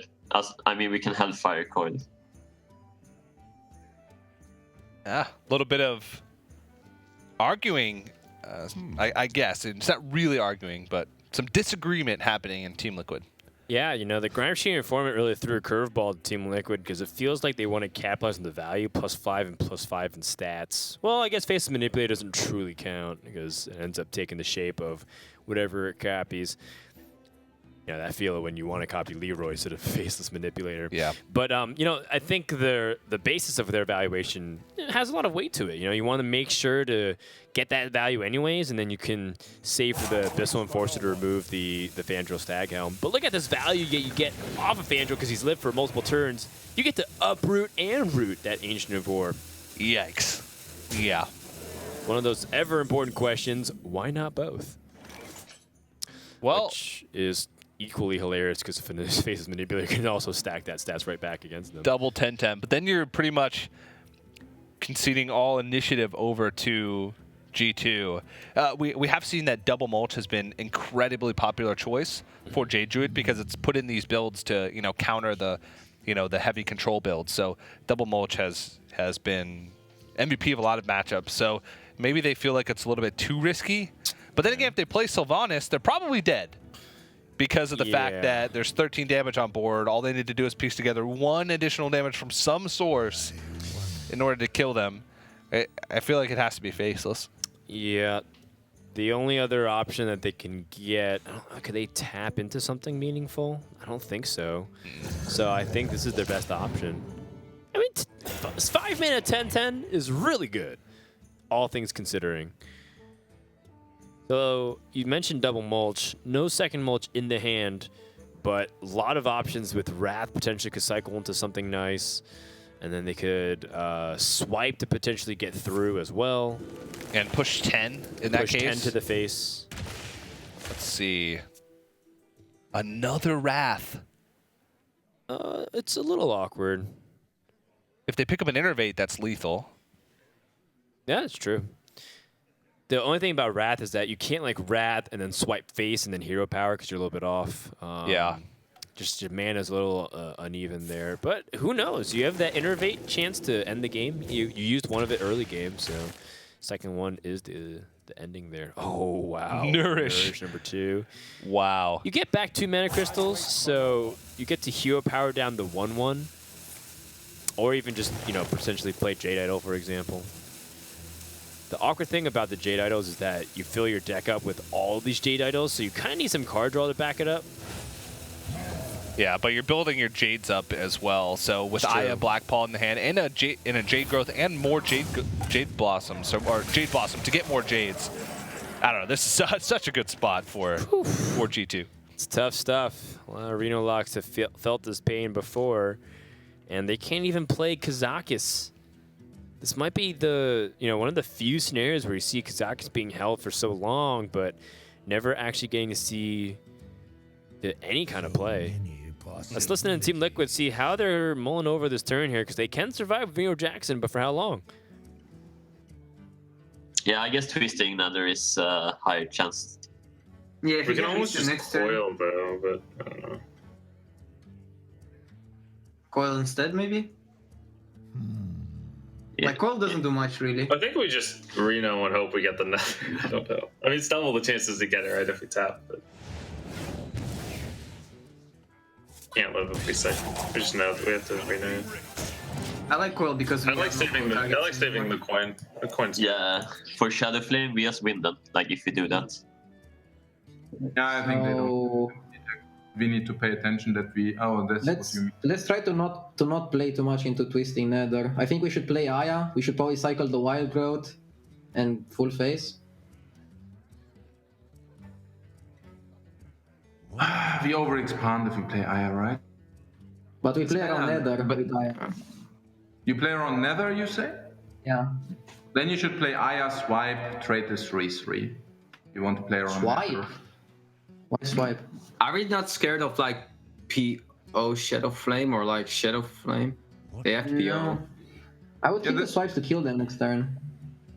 But why don't you play simply Aya, swipe the dude, trade the 3/3 in, and balls into face? What's the problem?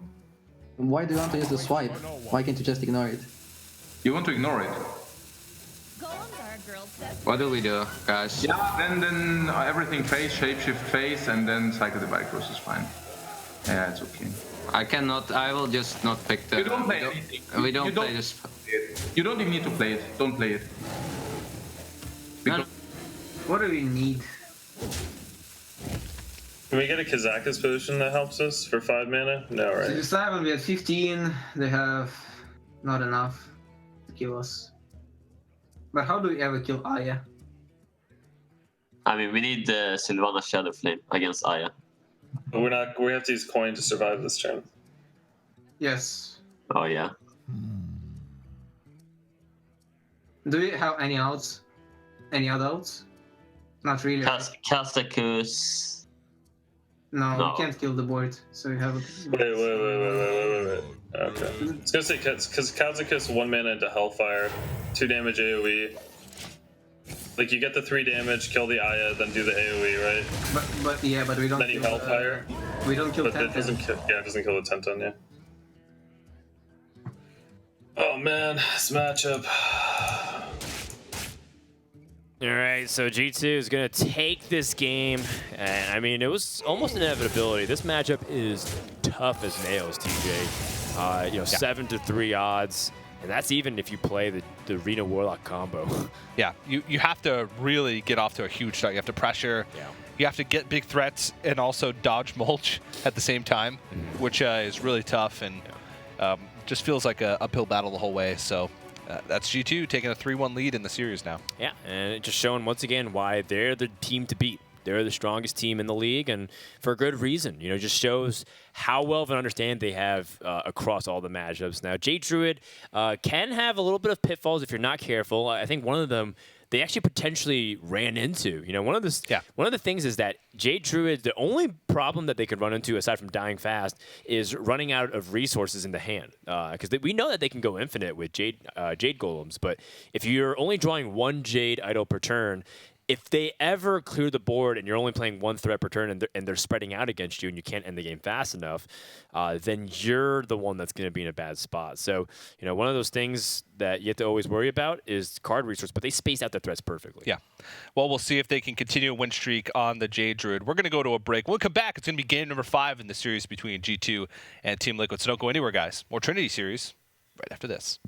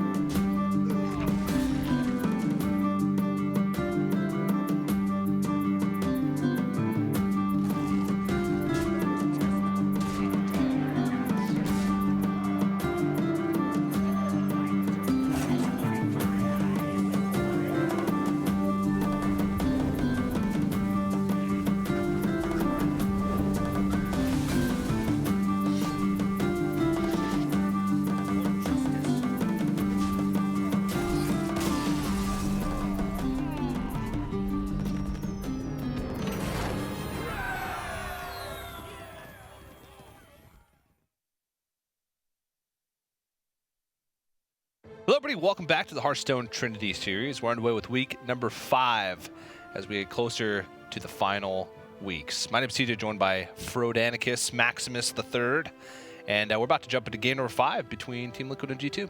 Yeah, you know, right now it looks like G2 just has the real upper hand here. They're up 3-1. And they've already eliminated some really powerful neutral decks. I mean, Reno Lock does have some notable weaknesses, but it doesn't have many. And so taking out some of them feels really good if you're G2. And if they can snipe this matchup, a very hard one, Shaman versus Druid, then G2 will be in the driver's seat for the rest of the series if they aren't already. Yeah, this is one of the toughest matchups in the game at the moment, the most one-sided matchups in the game, which is the aggressive Shaman versus the Jade Druid. This is one of the reasons why Jade Druid can't really be played as much on ladder, because the majority of your games is going to be playing against aggro Shaman. This is something like 75-25 in favor of the aggro Shaman, which is huge as far as Hearthstone's concerned. Yeah, wow. That makes it one of the most one-sided matchups in the game then. In the game currently, yeah. Of all time, no. Because there was Freeze Mage versus Control Warrior in the past. And things along that nature. You know, pre-Emperor Thorsan, that matchup was almost unwinnable for the Freeze Mage. Yeah, right on. Right on, dude. But if there's one way Druid can fight it, if there's one way that Druid can fight it head-on, is through Innervate. So G2's going to try to buy their time. Let's see how Team Liquid is doing, checking on their comms as they dive deeper into this game number 5. I think we go small time coin Jade Claws, right? Small time. Yeah. That Or power. Because we get really punished by Jade Blossom, and this way, Yeah, next turn they have to clear and they will take a lot of damage. I think it's just way better than going for the coin Yeah, stun, so. yeah. Okay, cool. I made the right play as aggro Shaman. Go me. We delay it only for 1 turn though. It's only 1 turn. We don't attack with the Jade Claws, right? No. No, they It's have still to 1 turn. weapon removal. The good thing with this play is it's not swipe turn. Mm-hmm. Yeah, exactly. And after we hero power, so we'll have leftover to swipe. For the ramp and then attack this. Do you attack the free one? Yeah, because it will otherwise attack us anyway, and we don't want to spoiler it, right? Yeah, Yeah. but it needs 1 damage to the face. Yeah, that's true, but I don't want to spoiler that we have this play. Yeah. Yeah, you also don't want to commit yourself. Maybe they do something like nothing, and then we might even wait. Then we might play the green elephant that I'm gonna draw now. Yeah, green elephant or Aya, of course, sure. Okay, But yeah. whether we swipe this already? I don't think so. Maybe we don't. Green elephant, come on. Yeah, we play this. We play the Jade Spirit for sure. Yeah, okay. We keep Yeah. the Telnos, right? I don't want to play Telnos. Yeah. Jade Spirit and Shapeshift. Yeah. Seems good. Woohoo! There we go.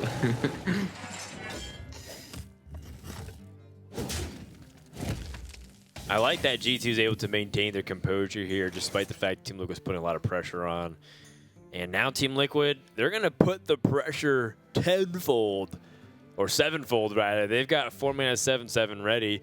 However, they're hesitating because they did pick up a couple of other options. They have Jade Lightning to kind of pile it on, and they have to be mindful of what's coming up here. But do you see a play better than the Flame Wreath Faceless, TJ? No.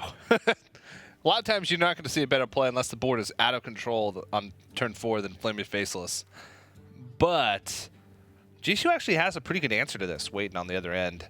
You know, Team Liquid's play is probably going to beat a Flame Wreath Faceless and then trade off with the Jade Claws, but go face with the rest. And that would leave them pretty vulnerable to Blood Mage Thalnos plus the swipe.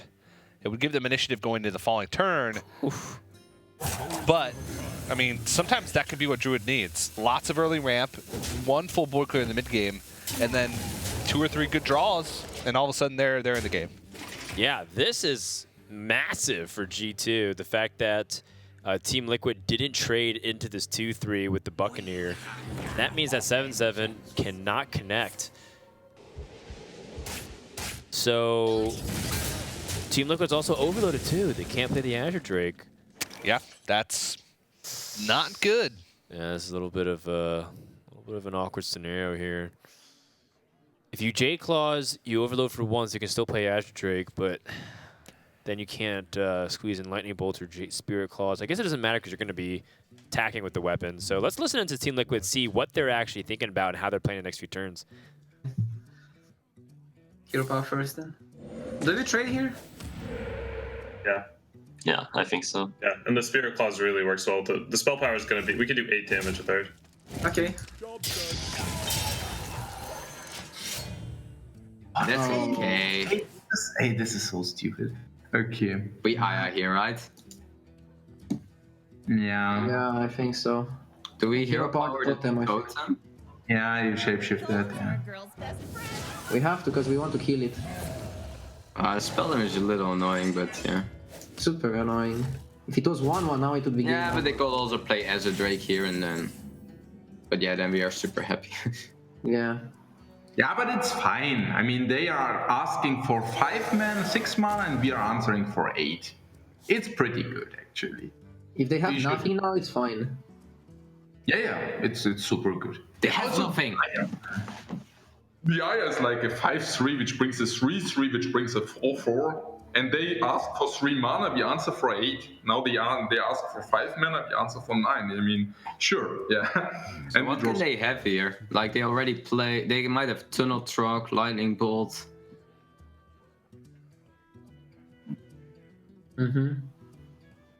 I don't think they have the Trog, because if they had the Trog, they would have played it last turn and they would Spirit Claws now. So they probably have the Bolt. Wow, they trade this. Infected and lightning bolted or what? I think so. Yeah. Expensive.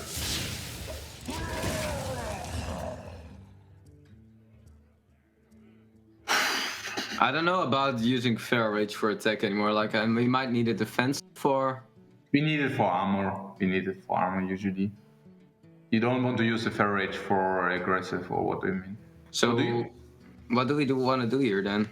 Oh, we go have to... No, you have to, because we need to also get rid of the... Spell power, you yeah. can get rid of the spell power, yeah. Probably we need to use it... we need to use this offensive, right? Can we play Auctioneer ever? No, right?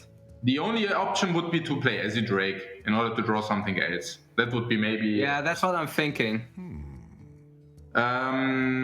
Yeah, I actually like that. I actually like the Drake, yeah. I don't see that the person is doing too much right now. Do the Drake, it's fine. Do the Drake. Yeah, do the Drake, it's fine. Oh no. Yeah, Feral Rage now you need to use it offensive, otherwise, yeah, it's okay. Yeah, they just use the Lightning Bolt like they are might. I mean, it's not that easy for them to burn us from here. Oh no, it's okay. And we really want to kill their spell stuff, it's okay. So what do we have? Well, you could hear G2. It's not that easy for them to burn us from here. They still have a lot of burn left in the deck, is the thing. They have Lava Bursts, probably. I mean, it's, pretty likely at this stage that it's aggressive with the Flaming Faceless. And Jade Lightnings as well. So we're going to see Team Liquid starting to play the board game. They realized that G2 didn't really have too many plays on the board. So they're going to try and take control that way. Like, how much damage did they could have gone directly? Is this assuming that Team Liquid... Sorry, this is assuming that G2 had no taunts. But they've just used 4 damage from the Lightning Bolt, 5 damage from the Jade Lightning, and 2 attacks from the weapon. That's 15. Yeah.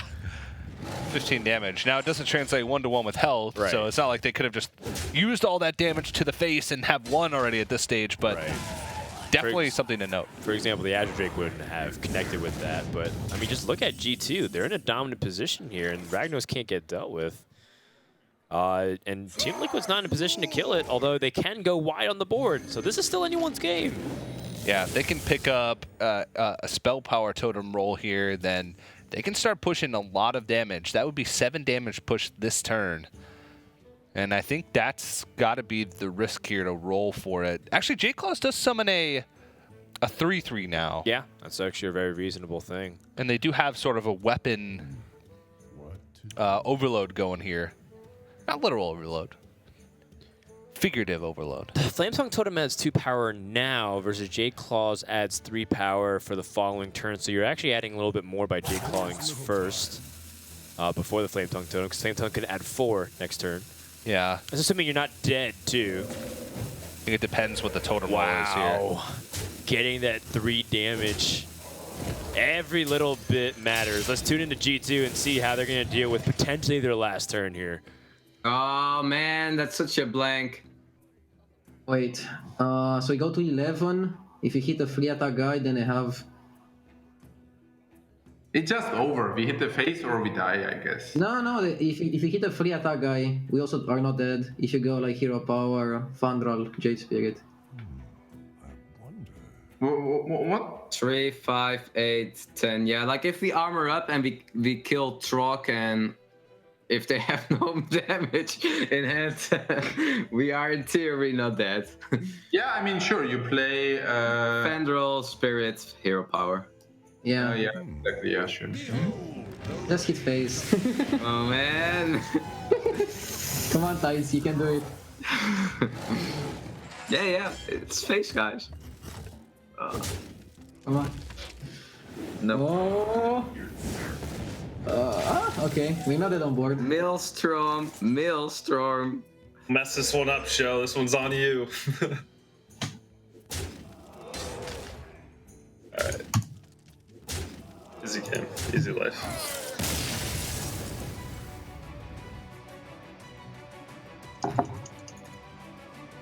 A favorable matchup for Team Liquid, but that one came down to the wire. Yeah, that one was almost a steal for G2. Really showing their tenacity. We're talking about how Innervate can definitely help a lot of the early game curves, but you can't really stop a team like Liquid. They're just too good at what they do, and they're able to get that early game start that they needed to really snowball it to a victory. Even though the 7-7 was dealt with, I really like how they were able to assess each situation of the turn and perfectly play every single card to the maximum potential. Well done by Team Liquid. Yeah, I mean, they were in some tough spots there. Maybe punished by some certain things by not trading early on, but I definitely understand where they were coming from as far as, only one thing punishes us here. It has to be exactly Blood Mage Swipe, those types of things. But Team Liquid, good thing they got that matchup, because if they've lost an unfavorable matchup and gone down with their Shaman, they would have been in a tough spot. But now they're going to have that Shaman, and they're going to go up against one of these 4 remaining decks from G2, Mage, Shaman, Warlock, or Priest. Yeah, I mean, that's it's going to be tough for G2 to take down Shaman. It is considered the best deck in the game, and they're going up against some of the best Shaman play I've ever seen, TJ, and possibly the best Shaman play I've ever seen. Even if they queue up a counter like Reno Mage or Reno Warlock, it's going to be difficult taking down such a powerhouse squad in Liquid. Those are some bold words, but I mean, the way that they've been playing, I can definitely see where you're coming from. But it's definitely going to be a test, I think, for Team Liquid moving in this next match. I can imagine it's going to be the Mage. Mage traditionally, it sort of came to be super successful because you can build Reno Mage in such a way that it makes it really good against Shaman, especially like ladder variations of Shaman. Yeah, I actually do wonder to a certain extent, how much do you think? How much the likelihood do you think a life coach actually has an aggressive shaman versus a mid-range Jade shaman? And how do you think the mid-range shaman does these days against aggro shaman? Because, in the past, mid-range shaman used to actually counter the aggressive version. There's actually multiple versions of mid-range shaman. There's the versions that run more AoE with, double lightning storm, double maelstrom. Right. There's the versions that, run the aggro package early on. And there's versions that sort of don't run any of those. They sort of go really heavy on the Jade package and even cut like all of the early game, like Totem Golem and things like that. So I think it depends how it's built. The one thing about the mid-range shaman that also runs the pirate package is they can get off to an explosive start, and they can stabilize in the mid game with AoE, and then they have the extra late game. So those types of versions I think actually do really well against aggro shaman, because as long as they can get the draws to go toe-to-toe in the early game, they're going to pull ahead. And I feel like that's traditionally how it's been built. It's sort of the only matchup, sort of mirror matchup in history where the slower version of the deck has oftentimes been better than the faster version of the deck. Usually when you're talking about aggressive decks, the faster version wins because it's just slightly faster and it doesn't have to worry about, slowing down to meet other decks. In a mirror match, they don't really care. It's just all about that match and doing as much damage in that match. But Shaman has always been different. Yeah. You look at Hunter, for example. The aggressive Hunter always had the edge over the mid-range Hunter. or Warrior even nowadays. Yeah, Warrior these days. Dragon War just a little bit too slow to keep up with Pirate Warrior. So it's a really good analysis. And if the matchup goes slower, though, it tends to go the other way. Like, Druid, for example, the slower ones were a little bit favored, but then they started putting more combo-oriented stuff in it, so then it became less of an issue. Or Control Warrior. Obviously, we all know the faster Control Warrior tends to lose a lot because the slower Control Warrior works that way. So that's the tug of war of the matchups in terms of the mirrors. Looks like we're going to go to the mage. This is what we've come to expect from G2. And they're going to need a little bit of extra help here. Although, hold on. This is not exactly the aggressive shaman that we thought it was. That's a Hex. That's Hex. Huh. Now, that's not to say that it's not an aggro shaman. In fact, we have seen some people do a one-off Hex. I think Osaka comes to mind, actually, but putting a Hex in the aggro shaman. So, the identity is a little bit blended. So we're not exactly sure. It could be a hybrid version. It could be an actual mid-range. Yeah. That's an interesting choice, to say the least, in this matchup. But we're going to get underway with the game here. Totem Golem, Tunnel Chalk start for Team Liquid, so that's pretty fast. But again, Reno Mage has sort of been built to tackle a lot of this early game aggression. Lots of early game tools to deal with, the stuff that Shaman does.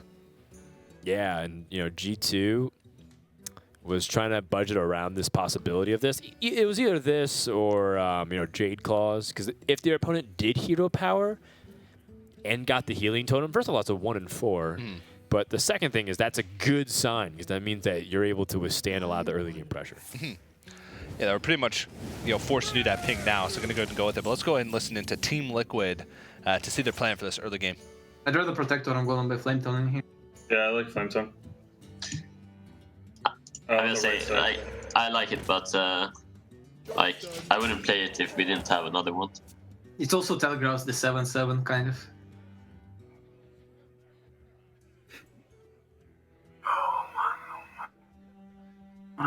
Volcanic Potion? Oh. Is a mana or ping better? Mana burn pink you want to play. Pink what? Pink the golem. I can do that. 4 mana they have next turn. Volcanic Potion is so bad here. Like, we're not gonna play that here. What does it do? Does nothing. I think we have to hope we go into Volcanic Potion next turn into Blizzard. Into this hand. So you want to play what? You want to play I mean, mana? they will probably trade with the Mana Worm here, right? If we play Mana Worm Ping. I was thinking Volcanic Potion and then we can Mana Burn Ping next turn, but I can also see the other. So you want to Mana Burn Ping? What? Mana Burn Ping? Yeah, I think so. Yeah, it should be the best play. What? Ping what? The Golem, Golem. The Golem. The Yeah, I Flame like Tongue. it also. Yeah. The Golem. What? I like the Golem more. Why I the like Flame the Tongue? Because if you... And then we Yeah. bolt and then play Spirit Claws. Yeah. Do you think it's not Temple Mage? I think Oh, it's we're not. good at this game. I think it's Tempo Mage. I'm very think it's certain. not. I'm very convinced it's Tempo Mage right now. Why would they try to trick us? That's just queue up matchups, right? Actually, why would they queue this matchup though? I guess. Yeah, that makes exactly. sense. That's the reason Yeah. why. What would But they don't have anything else, right? Oh boy, they really got us with that trick. Play man. Oh boy, they got us. No, it's you see. Yeah. I don't know. I don't know what's going on, man. I don't know either. Just go Yeah, it's somewhere. Reno for sure now.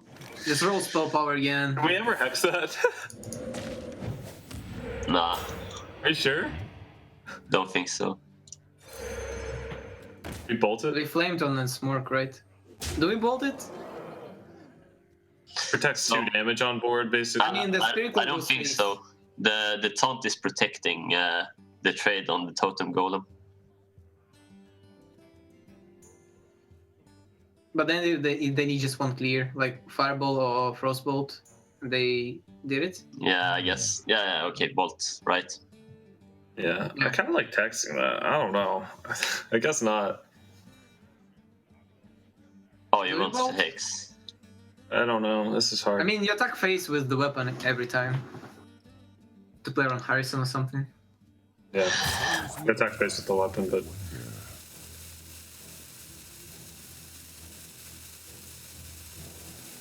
I think I like Bolt. Brudet, if there's one thing I've learned over the course of the Trinity series, is that Dog is easily fooled and thinks Hearthstone is very hard. Yeah, joke's on him. Well, one thing's for sure. That turn definitely had a couple of permutations you could have went about in terms of the cards and the outcomes. Choosing the Lightning Bolt, the Mistress of Mixtures. That Mistress of Mixtures gained him 8 health. Yeah. What do you think about that? I understand that they want to play the board considering they don't have anything that plays to board in their hand. They saw AoE. I didn't hear them talking about the potential of any coin plays, though, like Coin Blizzard or Coin 6-drop. If they were expecting Coin 6-drop, I'd like the attacking the Mistress of Mixtures because it makes it so that they have more likelihood on board to kill a 6-drop. But they didn't really discuss anything. It was just a play that they based off feeling, pretty much. They said, I feel like lightning bolting the Mistress of Mixtures is the right play. Very instinctual from Team Liquid. Yeah, that's Interesting often to a see. pitfall, though. Yeah, it because is. sometimes based off your feel, it's not always scientific. Wow, they play the Dirty Rat. See no minion come out here. They made the read because they said over a few turns, they've been playing Flame Tongues on pretty much nothing. So it feels like their hand has to be really weak. And they also took a really long time to assess the situation with the Mistress of Mixtures. They have to be holding a lot of spells, and I really like this analysis. Ooh, Patches. Forgot that little guy was still in there. That's right. The nice thing, too, is that Liquid got this, or sorry, G2 got to save their coins. So now they can coin Flame Strike, but they can still save it for Blizzard instead. They have a lot of options. Let's listen into what they are debating for this turn. So they have a spell in the hand. That's what we know. Or a weapon. Can be a weapon too. Okay, we have two. Okay, option number 1 we can Blizzard it. Option number 2 we can Flame Strike it. The Flame Strike has the benefit that we can Silence Portal next to. That is the benefit. The only like the bad thing, it might be into like feral spirits, what they can have, I guess. Feral spirits, you say? I kind of can see the coin Flame Strike here. It's just like... Remember the Silence Portal, right? The Silence Portal is absolutely out. No, I don't like the Silence, but I'm thinking of Blizzard. I mean... Nah, but then we are committing on killing the Flame Totem. Maybe the coin Flame Strike is the play here. But I don't know. It's maximally 2 more damage. We can also Blizzard here. It's okay. It's okay, we can Blizzard. What do we do against... No. It's, is it... What do you like more? I might like the coin Flame Strike more, actually. Yeah, it's also about the 7-7, right? It's because of freeze too. What is just... No, it's also about the 7-7. We cannot handle the 7-7. But they don't have it. Do we play around top deck 7-7? Yeah, of course. If they only have 1 card, we play around the top decks, yeah. She's letting face, I guess. Yeah. Punch face, yeah. We don't Jade Lightning, right? We do. Right? No, we don't. Wait, No, we don't. no, we don't. Wait. It's only yeah, a I forget one. Lava Burst is still lethal. Yeah, I forget Lava Burst is still lethal. Earthen Ring. Kazakus, come on. You still Bran Ice Block, right? It's close. No, I like it. I like it. It's a good time to get the block. I don't think we have time later. I think it's okay, yeah. Let's Brian Ice Block, yeah? Yeah. Okay. What is in their hand that they don't play? Yeah, Lava Burst. Well, like a Lightning Bolt and Lava Burst. How can it be Lava Bugs? They play Hex. Are they just playing a random Hex? Yeah. Yeah. I don't know, like... I don't know. Hey, man, this is... okay. Hey, this... Okay, whatever. I mean, I know it's possible.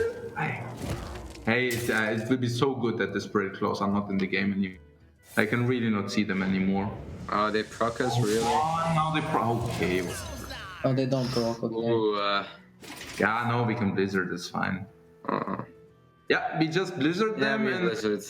I guess... And no spell power totem! Yeah, we have to Blizzard this. Yeah.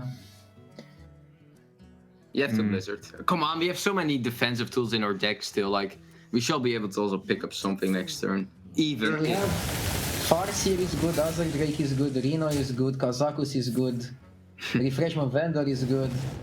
Yeah, Reno would be also pretty cool. Yeah, that would be awesome. I take the 56 life. Yeah. Well, Team Liquid found the damage that they needed, but you know it's not the J Claws that's MVPs. It's got to be that spell damage totem. Wrath of Air coming in again, being the bane of so many Reno players' existence.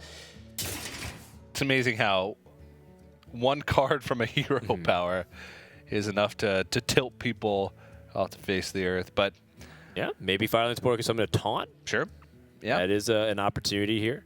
Second-rate Bruiser is a possibility. Yeah, Fen Creeper, Crazed Worshipper. Psychotron. Abomination does technically work, although it's scary. Yeah, it's very scary. Very scary. But if they have direct damage, then you're dead anyway, so Right. that's not too bad. To the face. Let's see. Oh, and that's not going to do it. Just enough damage here from Team Liquid. And they're going to even up the series 3-3, taking out a counter deck, which, you know, this all of a sudden becomes a best of 5, TJ. 6 games in. Yeah, the Shaman has actually not been that successful in the Trinity Series so far. Partially because teams that leave it up have a plan for it, and partially just because a lot of the times people have been drawing very poorly with Shaman for some reason. It's still a small sample size. I think total has only been like 11 games that have featured Shaman on one side or the other, including this week's games. And I think now it's like 5 and 6 total record, which is not what you would sub 50% win rate. which is not what you would expect coming into a format like this where a lot of greedy control decks exist and you can counter a lot of those greedy control decks. But Team Liquid now 2 wins with the Shaman. We'll see if they can keep that streak going. Yeah, and like I said, TJ, I haven't seen Shaman play this good in my entire career of casting Hearthstone. Wow. So it just feels like Liquid is on fire, to say the least. En fuego. Now, the thing about Shaman is that you only have a limited time left before you can get in on the aggro Shaman action before it gets changed. Now, that's not to say that aggro Shaman will completely die. I'm sure some poor souls are going to log in the beginning of March and assume that they can just get some easy stars in their card back. But there was an announcement, I think yesterday or the day before, that Blizzard plans on changing Spirit Claws and the Small-Time Buccaneer at the end of the month, which will greatly impact the aggressive strategies that use the Pirate package. I imagine that Shams will be like, oh no, I guess we just have to rely on Tunnel Dragon Totem Golem like we did before and was winning with before. Blizzard also announced that after the patch hits, for every slot that you have in your deck slots that has a Shaman deck in it, that deck slot will be permanently deleted. Oh no. So that sucks. Something to note as well for you guys at home, make sure before the patch hits, if you want to hold on to your deck slots, you delete all of your Shaman decks. Yes, that's right. And dust all your Shaman cards too before the patch comes out. That dust will permanently be deleted as well. So you don't want to dust your Shaman cards? I thought we were trying to get them to dust all their Shaman cards right now. Yeah. But actually, Dan, we have a special segment coming up now where I have some little statistics. I put together some little statistics for you, especially for you. Just for me? 99% for you and 1% to catch me up on what's been happening. Right? Yeah, exactly. 1% for the viewers at home. So let's go ahead and take a look at a segment that I like to call TJ's Trinity Turbo Tidbits, presented by me, TJ. In Comic Sans. I'm just playing around with my overlay skills, and I felt like Comic Sans was appropriate. But this does have some merit here. Highest winner player Frozen, as far as piloted decks go, 71% win rate, 15 and 6. Nice. Frozen from Team Luminosity. Wow, that's actually really impressive. Yeah, it really is. Highest win rate class is Hunter, which is super surprising, and lowest win rate class is Shaman. That doesn't include today's matches. Because I don't have the ability to update anything. I'm just not good enough yet. And for you, Dan, my favorite color, if you're wanting to get me a gift or anything like that, purplish blue. Well, TJ, as you know, I did dye my hair specifically because your favorite color is purplish blue. And I did theme myself after that way. You know, I thought that your favorite color was blue, but I'm sure after encountering me so much, it became purplish. Purplish blue. Yeah. Well, TJ, I enjoyed your turbo TJ's Trinity Turbo Tidbits. Presented by TJ. Presented by me. Yeah, you sponsored your TJ. own tips. I did. I felt like that's what they needed. But thank you guys Thank you for keeping the Trinity Series alive, TJ. Well, it's time to move into game number 7. We'll see which one of these teams can move on in the lead after this game. And it's Reno Warlock for G2 versus the Shaman for Team Liquid. Reno Jackson already in the hand. Yeah, that's right. So Reno Jackson in the opening hand is exactly what you need there. Anything else anything else in the early game that helps even more. Because one of the things about Reno Jackson that I know you love to talk about, and maybe you can put into your next tidbit. I know what you're going to say. Is the post-Reno damage. The PRD. Yeah, and when you have a huge board, look at this. G2's even keeping Twilight Drake here. When you have a huge board, you don't even necessarily fear Reno Jackson nearly as much. It's almost as if it's a 6-mana Frost Nova that summons a 4/6 because it just gets you in the same place anyways. Yeah. I think that's the most important thing when playing the matchup as a Shaman is understanding when you need to act like they don't have Reno and push as much damage as possible, or when you need to set up your board in a way to where you can maximize the PRD, post-Reno damage. And a lot of that comes down to reads, knowing whether or not you have the read that they have Reno Jackson, things like that. G2 did keep 2 cards, so Team Liquid will probably notice that. Oh no. Yeah, it's not exactly what Team Liquid wants to see. But then again, it's not like they had a pirate in hand. I mean, if they didn't draw a pirate the entire game, it's not a bad draw with Flame Tongue. Sure, yeah. It's kind of like Wolf Rider-esque. It's not a bad draw, but it's definitely not ideal. And that is assuming, like you said, that they don't draw a single pirate the rest of the game. Let's say the pirates are their last 5 cards in the deck, and then all of a sudden it's like, well, Patches with Flame Tongue is kind of like Wolf Rider, so to speak, if you just piece it together. One thing to note is we saw Hex and we heard Team Liquid talk about Lava Burst. So what did they cut to make room for that? And I think it might be South Sea Deckhand. We haven't seen a single South Sea Deckhand. We've been through, I believe, a little over half their deck. You know, some players, when they add a tech card into Aggro Shaman, they cut 1 deckhand in order to do so. Maybe that's the cut there. Maybe they have less pirates, in which case Patches becomes a better draw. Or maybe 1 portal. Or no portals even. Well, no portals could be interesting because you don't run into many mirror matchups and you don't run into many warriors. Well, all right. Well, looks like Team Liquid is choosing to go for the Flame Tongue. I like it. Adds more damage on average than Hero Power. Hero Power doesn't do nearly as much. Let's go ahead and tune in to some of these teams in here what they're debating in these early opening sequences of the game. Here. There's no way we don't coin Drake now. It's all so bad into it also. What do you mean? We have to coin Twilight Drake here, right? Because? What do you mean? Why is... No, I think like Imking Boss is bad, Bran is bad. Yeah, okay, yeah. Because it also has 4 HP, it runs into the Jade Lightning. They can also not pirate, right? Because they play the Faint Tongue badly. Yeah, they can also not Jade Lightning on the right side though. What do you mean? No, they can pirate. What do you mean? Pirate kills Twilight, right? Yeah, but it doesn't have charge like the patches because the column is blocking it. Oh, they can trade the Golem first. Never mind. But is it always Drake here? I'm actually not so sure anymore. Oh, I'm not sure. I'm thinking of Imgang Boss. Yeah, I think. But so what? They can always handle the Drake or what? I'm not sure. What do we do here, guys? I need Drake. Let's do the Drake. I think that's fine. Drake is fine. It's not that likely they have the pirate. The first 2 cards are not pirate for sure because they would have played it on turn 1. I'm just scared that now the Reno can come too late. Now. Yeah.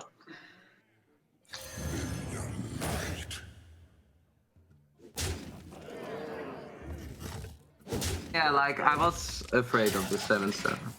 Now you can copy it. That's pretty awesome. So we copy and trade the Flame Totem.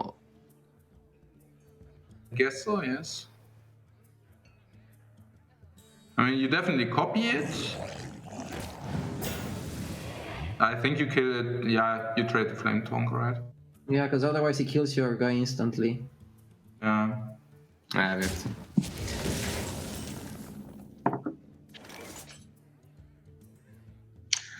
So like just Feral Spirit, trade 7/7, hit, and go face. It's weak to Hellfire, but it's fine. It's not that weak as Totem Golem survives. Yeah. No, but then they're Drake trades, right? We don't have board. But we have Portal hit, so it's fine. Yeah. We have Portal Totem Golem play next turn.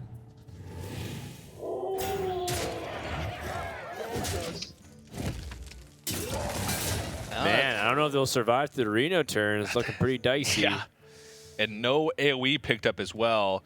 The one thing is that there's no real burn in the hand from Team Liquid, but as it stands right now, unless they Leroy, they can only clear off one of these Feral Spirits, which would leave exactly enough damage for Team Liquid to be able to close out the game. Well, Leroy generates the whelps too, so. Oh, yeah. Well, yeah, you're right.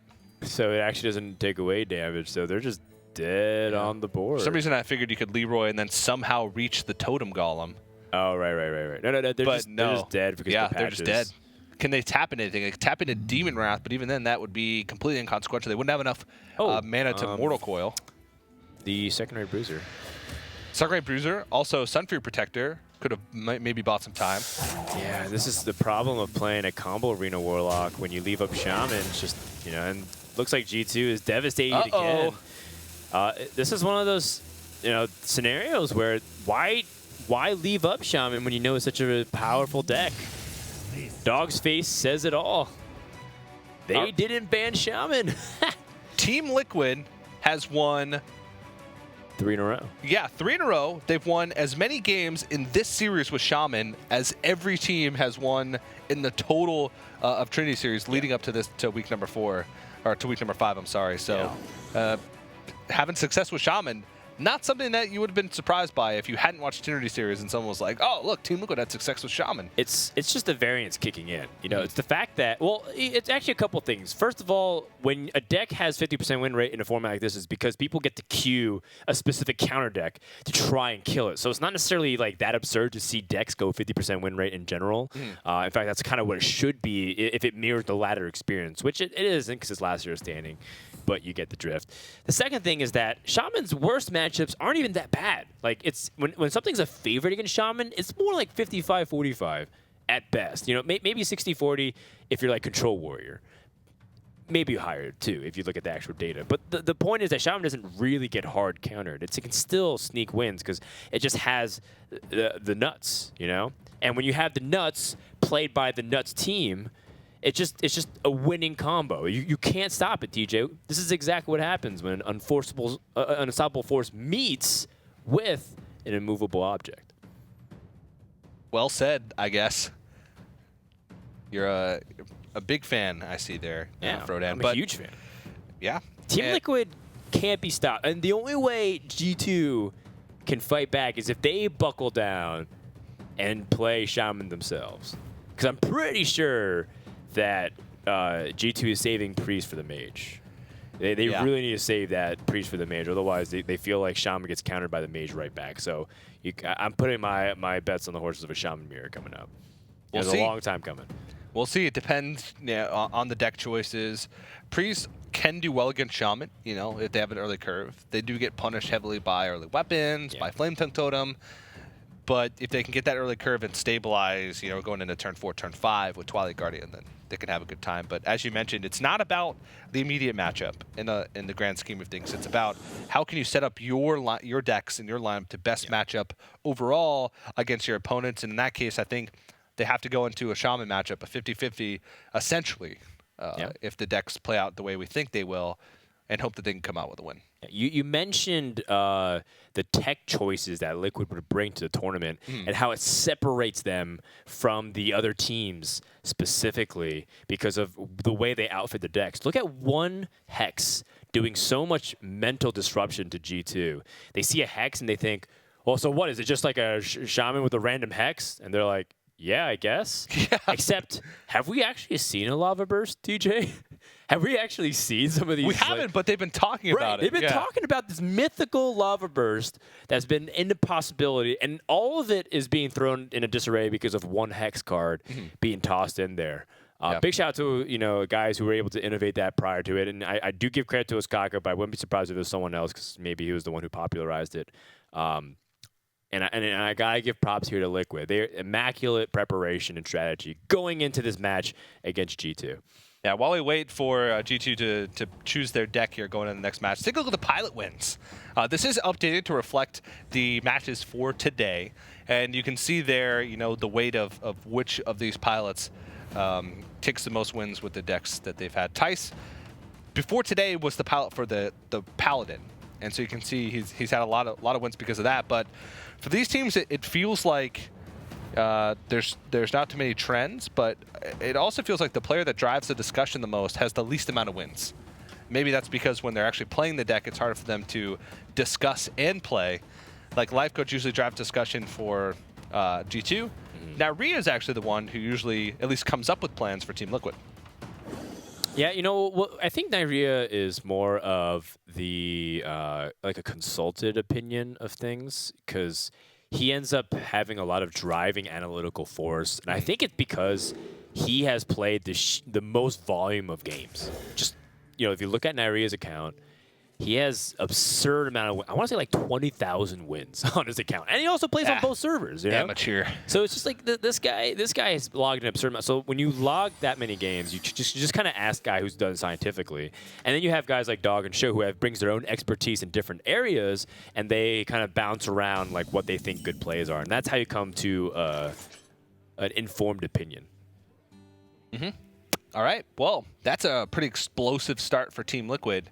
And the start for G2, not the best. Outside of Shadow Word Pain, they have no minions to play, or no plays at all in the early game.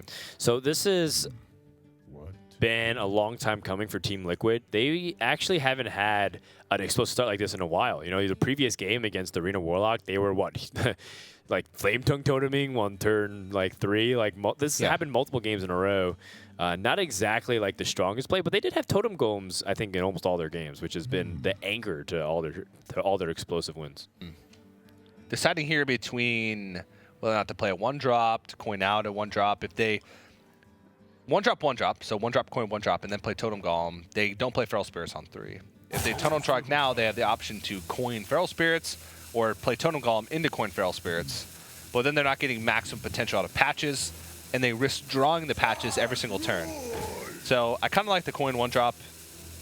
Puts the most stuff on the board. It also minimizes the risk of you drawing patches in the coming turns. And if you're G2, you're stuck in a position where you kind of want to use Shadow Word Pain, but then the possibility of what comes up the following turn with Totem Golem. Yeah. And then you might be playing around this mythical Totem Golem, and then all of a sudden Jade Claws comes out. So it's a difficult situation. You kind of want to be mana efficient, but it's not like you have better plays. And they're stuck with such a terrible hand. Double Holy Nova, double Blackwing Corruptor. This is terrible for G2, and Team Liquid is looking like they're in a dominant position. Let's go ahead and listen to what they're chatting about. No, this is just better. Like we create better board tension. But let's say we went just Trog and they went 2-4. We can coin Feral and pass. But then we just pass. It's exactly the same. We would go for the Totem Golem and we would. And we don't have follow up if we go coin Ferals, right? Yeah. So we Jade Claws. How do we trade though? I think we trade in the 3-4. We don't care about AoE because it's not there yet, right? Yeah, and then next time we're playing Ferals. Yeah, I like it. Wait. So next time they play 3-6. Yeah, and we trade in the to equip Spirit Claw here. No. So we can go Talnos, trade 3-4. We created 1-1 as well. Next turn we're playing Feral Spirits.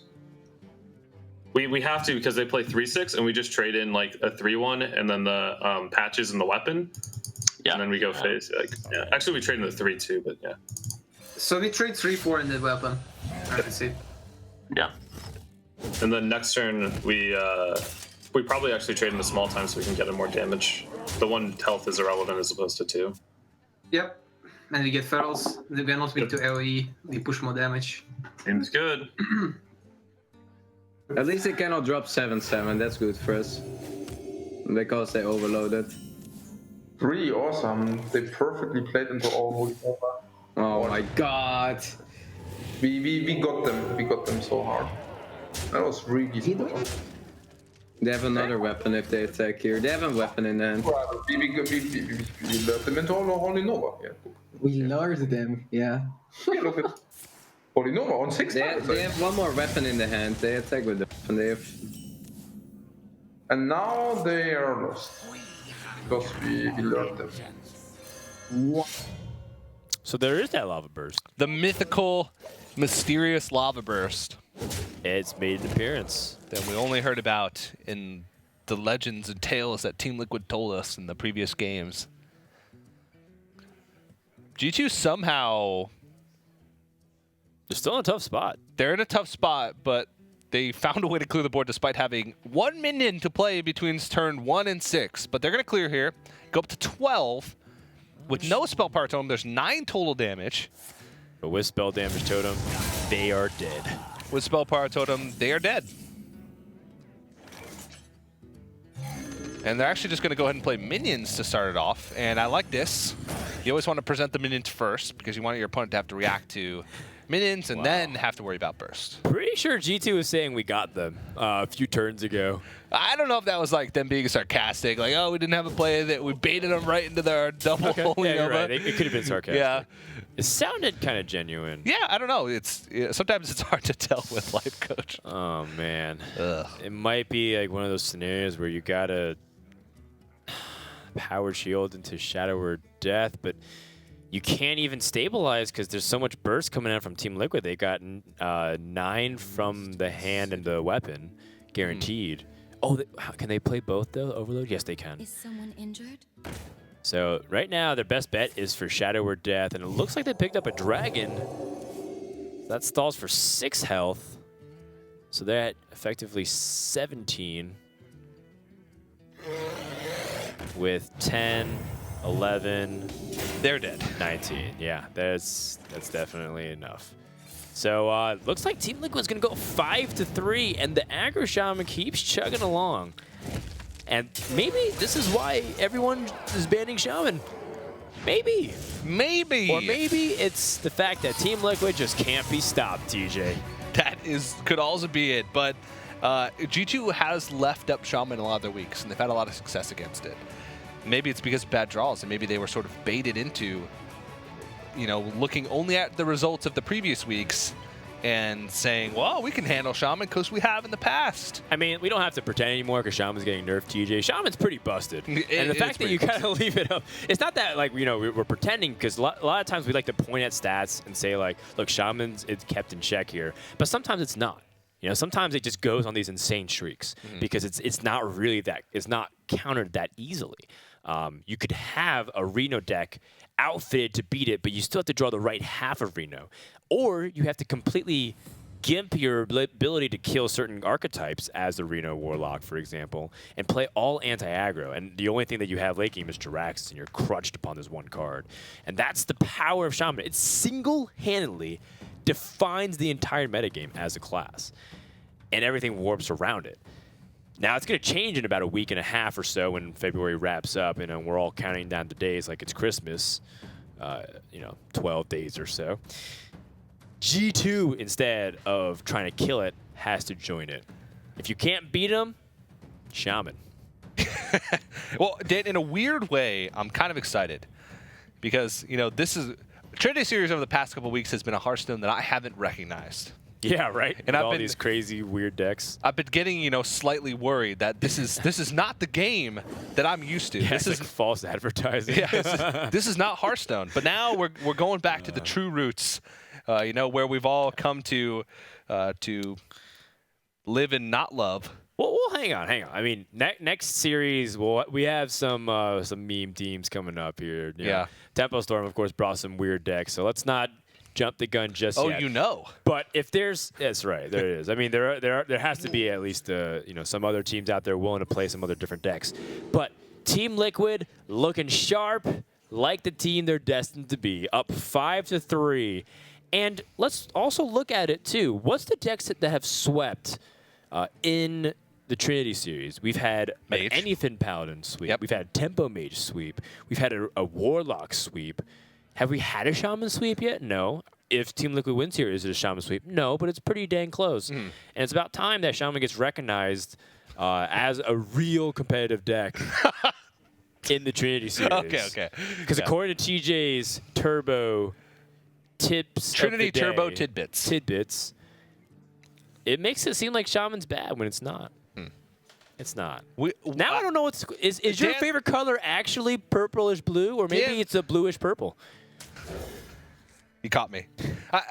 I think the point that we need to take from all this is I think we all just need to take a step back and really give Shaman the respect that it deserves. That's right. Because right now, Shaman got a lot of respect. They got the nerf bad. That's pretty much about as much respect as you want to give.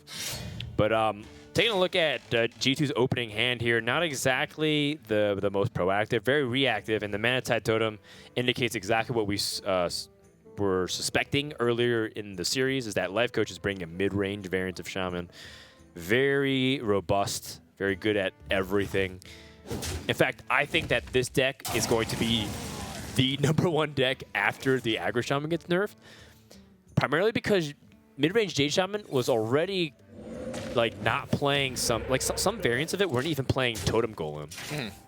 The deck is still really strong, so I won't be surprised, man, if it ends up being a really good deck afterwards. Yeah, let's go and listen into G2 and hear their thoughts on this matchup and their coming turns. Only better for us. Now it's good that we have the Hex, but if they had like a more fast opener. What do you mean that hand? What's going on? Because they passed this turn, they Okay. might have 7/7s, and so fair You know spirit. what? They cannot play First Spirit now because we have the Spirit Clause. It's so freaking awesome. They cannot do it because we have the clause line. What do? They are lost. We got Don't say that. Rob, It's not please. over yet. Chill. No, I'm deadly serious here. What do? Yeah. Weapon, I don't know. Do what you feel like. It's one drop of totem. Well, the But thing not is, like- if we're expecting 4-mana 7/7 next turn, we can bait it out by only toteming, right? And then But we have go Hex. hex. We don't- yeah, then we we go don't care. hex small time, right? Yeah, that's good. We want to bait it out. Yeah, That's what yeah, I'm just saying. totem. Totem and then Spirit Claws, right? Yeah. All right. Feel Because it. it actually baits them to play the 4-mana 7/7 here. I feel like. Job done. Yeah, that's true. Gotcha, baited them, and then we go hex small time. And if they play, the worst is ferals, but But we ferals. have Oh, a- Feral is fine. We have spell power. Yeah. Nothing is a problem. Yeah, and then we They haven't played patches yet, to be honest. So they could kill our spell power. But It close. Yeah. We need to Mana Tide, okay? Yeah. We need to also cycle the Mana Tide. Oh, Okay. That's good. That's really good. that is super good. I'm curious that's why we kept the Omen. Okay, now we have to think fast. We can also Hey, just just kill deck and Hex, right? Deck and Hex. Deck and Hex. They can trade the spell If power. they can take the spell power, patches into the 0/1 and Hex the. But we can also just do Flame Tongue. You see that, right? We can also Flame Tongue deckhand and just trade the 7/7 without using the Hex. Okay. Is that good though? It's super greedy. What to do? Do we need to be that greedy? Greedy? Why? Why is it greedy? What do you mean? Why is it greedy? Because with deckhand they have to deal with the deckhand, and we deal with their board so we can coin Aya next turn and then we can flame tongue afterwards. They only have 3 mana. They cannot contest an Aya. What? But I can see that. Yeah, you deckhand anyways. But We can just do that. It's fine. I like it more I like because those. I don't think they have the second one, and if they do, it comes in 2 turns. If you flame tongue, you cannot follow up with that much pressure, and you'll still let them the spell power on the board, and the You spell know power that kills we the just flame Hex our tongue. 7/7, by the way. That's why we kept the Hex. So that we can for 3 mana Yeah, like for this situation is insane. Like, of course. Super insane. They could also like. So I think- both teams are trying to bait out each other's 7/7 so they can hex it. There's a lot of next level mind games going on over here, TJ. I like Life Coach's approach, though. Life Coach has had the approach to Hearthstone for a long time that nothing is too greedy. Like, right. what Greed is good. what is greed to Life Coach? Greed to Life Coach is like passing a turn completely when there's lots of stuff staring to. He wanted to use the Flamestone Totem and then throw in the Sousy deckhand and the patches to deal with the Flame Wreath faces. And we asked RDU, why? Why is that greedy? Well, yeah. Well, I mean, it's interesting to hear their differences and opinions because Life Coach doesn't even consider that greedy. He considers that just a strong play. A good trade, yeah. Yeah, RDU considers it greedy because he thinks that you don't really get a better hex target, so what are you saving it for? I definitely see his point of view, and I'm kind of glad that they did because I also take that line. Like, there's not many things bigger that you want to hex than a 7/7. So I think it's a good use of their mana. Yeah, Azure Drake maybe, but even then, that would be a Flamestone Totem and a Sousy deckhand alone. Right. To be able to trade into it like that, but definitely love this deck choice from G2. We haven't seen the mid-range Jade, and they are running the early game version where you have Pirate Package, and then you just slam them in the mid game with double Jades. X, Jades, I all that stuff. I do also wonder if they have a Bloodlust in the deck because the Sousy deckhand in a mid-range variant of Shaman, any kind of mid-range variant, became popular because of its synergy with patches, but also because of Bloodlust. And it actually gives them a lot of range. You have so many weapon charges. You have 10 over the course of a game. You could realistically do 20 just from having like 3 minions on the board plus a South Sea. Yeah. So I think that's in the deck. Don't be surprised to see it. Let's go ahead and tune once again to see how they're trying to budget their hands right now, because I think G2's in a pretty good position from this point on. On the Oh, you could also go Mana Type. Mana Titan to think from below. Yeah, that probably might be better. Is it? What? we always spirit close to 3-1, right? Uh-huh. Aya is probably a bit better. Yeah, I like Aya. Yeah, I don't know like what's Aya better more. here, actually. I actually really don't know. The Aya confirms 2 minions, the other one also confirms 2 minions. Aya also makes the Jade Chieftain a bit better, and Think From Below can be played later. Yeah, but Mana Titan to think from below is pretty strong, can also not become hexed that well, and we have 3 high priority targets there. If they hex, we're happy. I think Mana Titan from below is the way to go, right? Both plays are good. Both plays are fine. Cool. So yeah, Mana Titan thing from below, right? Yeah, I like both. I really don't. You also like both, okay, cool. No, I just don't know what's better. I just Good talk. I mean, Aya is a bit more powerful, but she's only on one of the sides. But I think Aya is powerful a bit more. I guess. It's the only play we have. Yeah, That's what I had, honestly. Really want to kill that stupid Mana Tide. Is there any way we lava burst the Mana Tide? No, we can't. They have more cards. That sucks. So a lot of debate coming down on that turn 6 there, TJ. Do you like the Mana Tide thing from below? I mean, it's really appetizing to draw cards. But at the same time, I really like the idea that Aya Blackpaw ramped the Jade Chieftains, which is very commanding. Do you need more cards if you're going to spend your mana that efficiently? I mean, with Life That's Coach greedy. Paladin in the deck, it's definitely a Life Coach-esque play. That's and you could greedy. hear them, it's very greedy. And Team Liquid, actually, you know, they have a lot of respect for the Mana Tide to them. They said, is it worth even lava bursting? So you also have to factor that in, you know. Is your opponent's perception of the play, are they going to overreact to a Mana Tide totem when they see it? Because it is very intimidating to have on a board, even if it's not the most power immediately. So I kind of like it. And Life Coach is so happy. I think he embodies every person who loves beating aggro shaman with a fiery passion. You just saw the way he hexed as if he was casting Hex, the spell himself. Yeah. He was conjuring the frog. And now he's drawn the Jinyu Water Speaker, one of the most powerful cards against a burn-heavy shaman deck. And now Liquid is really flailing because they still can't deal with the Mana Tide Totem without using a Hex. Sort of taking a back seat here. Yeah. I just don't really see a way that Team Liquid comes back from this one.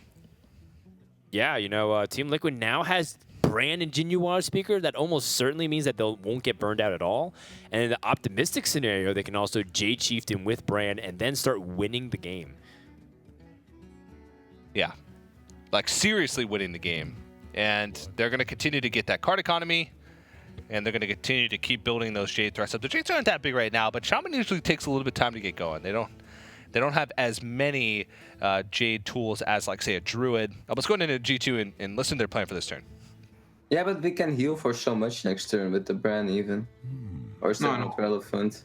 No, I really don't see it. Oh, Like, you we want to should- save the weapon charge? Okay. Yeah, then it's probably okay. Yeah.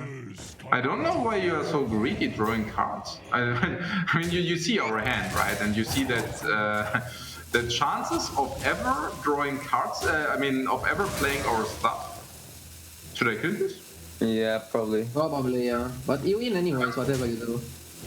You know that we have too many cards in the hand, right? You Too many. Yeah. You are saying that. You are saying that as like the value coach. You're saying we have too much. Wow. Value coach. We have cards to play for the next 5 turns at least. Oh. For the next 6. It's pretty. We lose. Yeah. What to do? Do we? Yeah, just Like, play everything except the small time Buccaneer, I think. yeah, like Lightning Bolt, the 3/3. Just leave the Lightning, flame tune up, I guess. If we leave the flame tongue up, then we play the Buccaneer. We don't have mana to do it. Yeah, we do, don't we? Oh, we don't. Wait, 4. Yeah, right. We don't. Never mind. Yeah, just This, play everything but this the deck Buccaneer. doesn't run Lightning Bolt, right? No, it doesn't. Actually, we can just leave the 2-2 up. Yeah, leave the 2/2 up. It's better. It doesn't play Flame around third as a force weapon, though. Just up to you. I think we need to kill the mana. Like, he has a taunt. Like, we have Oh, to yeah, kill you're right. the- You're right. Okay. Yeah, we have to kill the flame tongue. Oh, yeah, true. The Hex Dawn. Yeah, I forgot about the hex. Yeah. Thought it was just removal. So now you Oh, can the burn Aya here. Oh. Yeah, just break. It's Yeah. really whatever, right? Like, Yeah. I just We should proceed. no golem. We just got bullet. Actually, maybe we should have not shown the Bran. Yeah, no. We can just show the brand. That's fine.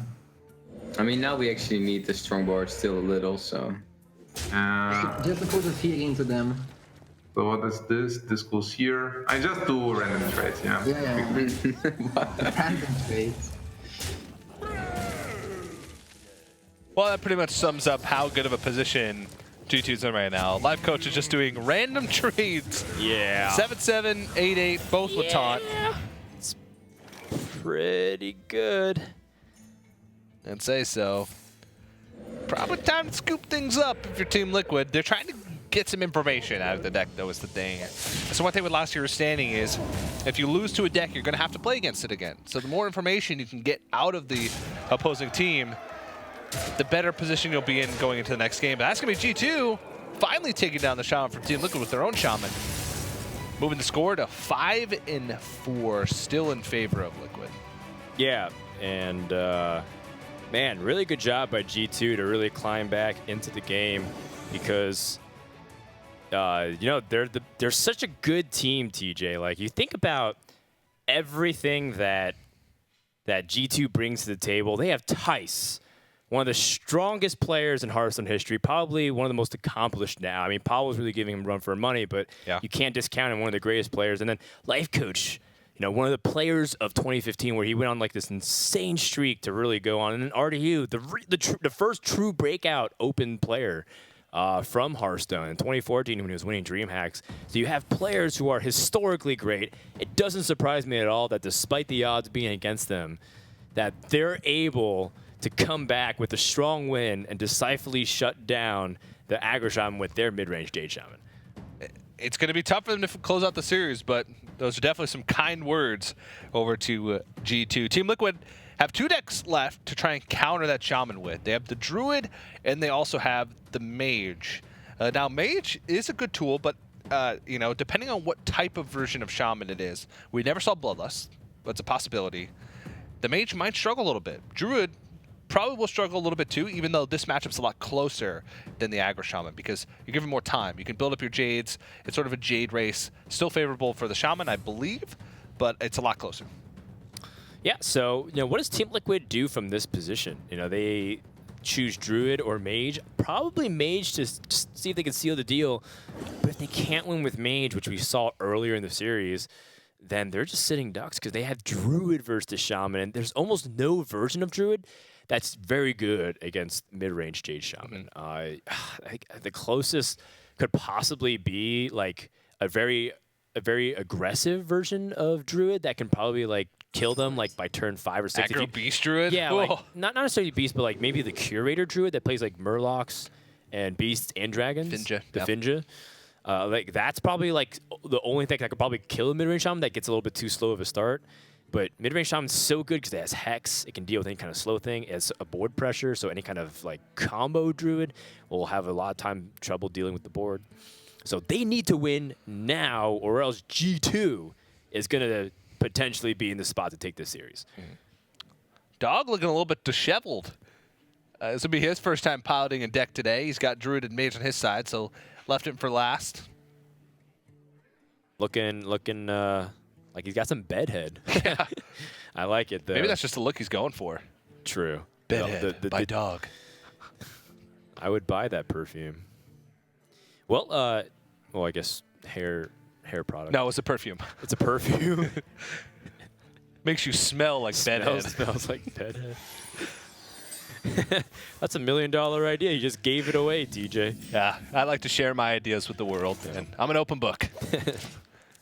Does it come with a shirt? Unfortunately not. Oh, wait, PogChamp. All right, well, Life Coach doesn't really have much going on here with G2, so they're just going to hero power, but that's okay because they have cards like Thing from Below, so hero powering does end up making it a lot better. You know, TJ, why did they take out things like Thunderbuff Valiant in the mid-range shot? Like, why is Jade so much better than like Thunderbuff Valiant? I think it's hard to say. I mean, you kind of have to find a balance, and you don't really have enough Jade activators, and you don't have that sort of inevitable win condition if you play Thunderbolt Valiant as well. Trust me. So I think it's just finding a balance. A lot of people think that Thunderbolt Valiant is going to actually make a comeback once the changes come through in mid-range Jade Shaman, because there will be some cards in a lot of the lists where you have to sacrifice. You know, maybe Spirit Claws won't make the cut anymore. Maybe Small Time Buccaneer won't make the cut anymore. Maybe once the rotation happens in a few months, I think that Thunderbolt Valiant is very close to being able to make these lists because it definitely fits in with a lot of the win conditions. Just doesn't have room because of the Jades right now. Let's go ahead and listen in to Team Liquid and see if they think Dog is as disheveled as he looks. You're all right. Yeah. I mean, we have Harrison as well, right? I think we want to Ooze if we can, right? I think if we ever get the Spirit Claws, they just lose so much value, right? I think we just do the strongest play. Yeah, we have to kill that, right? Yeah, Talon's Ping.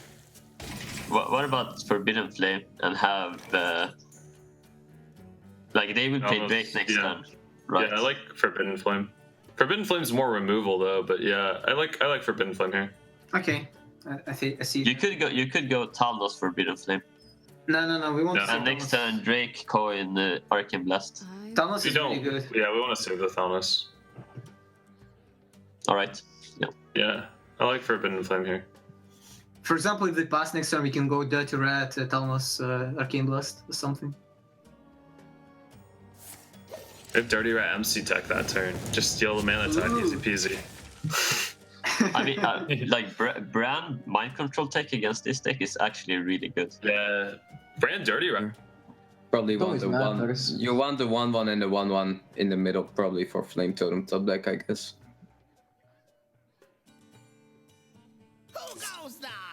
There always we could also think about, but I also like it to play it now. Yeah, let's do.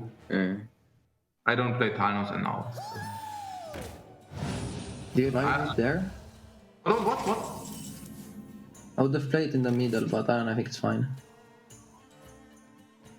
I will play it on the right. or on the right side.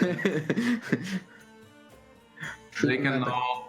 Yeah, they could. Because then you have the 1-1s in the middle for Flame Totem, but yeah. They could potion. I mean, maybe we should think more. I don't know. I could have also played. Nah, but this board is so bad, right? I mean, we didn't have a good board.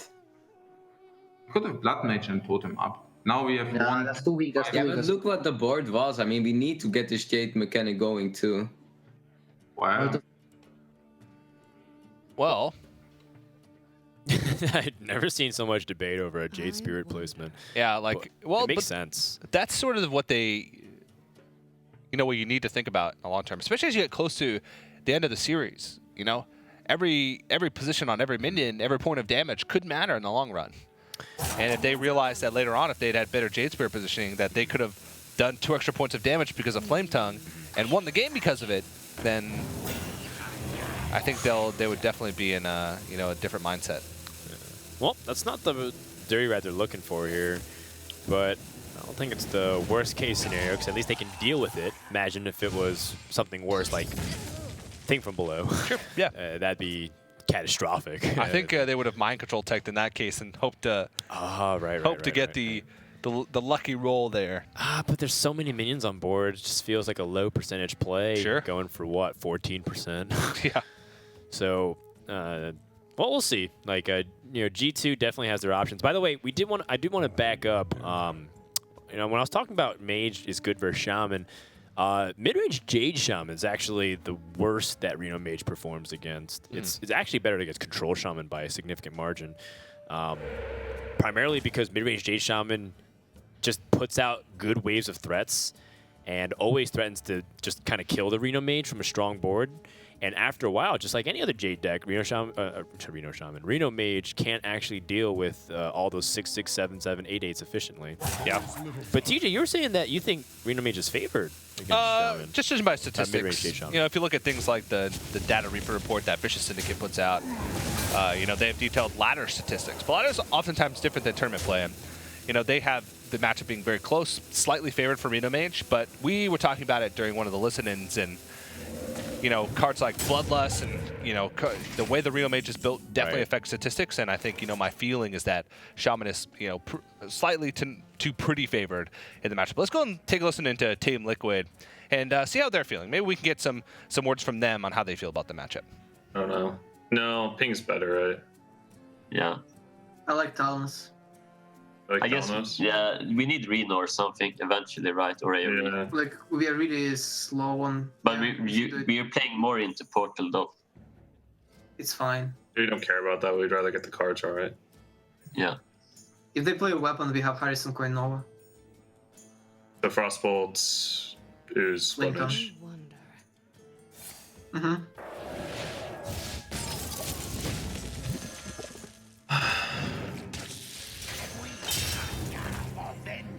I mean, it's not like they run Bloodlust. They shouldn't, at least. Yeah, I would always like to do the Maelstrom. Because now we get some value from it, or... Yeah. On the other hand, I have to say the Chieftain is also... I would just play the Chieftain. I like because it's not vulnerable to Flame Strike. Okay, and how do we do the trades? We keep the totem up, because then we have higher chance of getting the good totems. I would send this 3 dudes in. Okay, yeah, I can see that. You sent 2 dudes in anyways in the first place, and then you think if you're not... Oh, okay. What do you mean? No, that's good. We also play around the MC tech like this. Yeah, okay. Yeah, you could think of like sending the 2-3 in and keeping the token. Effective. No, then we don't play around MC. This is good. Yeah, it's really good. We have 10 on board, and 10 is roughly Firelands Portal is like something, but... This is so problematic. Oh, so good. I know, I'm baiting the Fireball. That way they're like, oh, it's Flame Strike, but then you barrier. We have coin though. They know if you have Flame Strike, we can do it. I know, no, that's why they think that I have Flame Strike. Oh. Because they're like, oh, we'll just do That's this. actually Right? super smart. Yeah, because they're like, oh, I just coin. Yeah. Dog is so smart. Yeah, that's right. And handsome. That bedhead by Dog's going to do really well. Until Agreed. his second product, which is Ode to Dirty Rat. Morning Breath by Dog. God.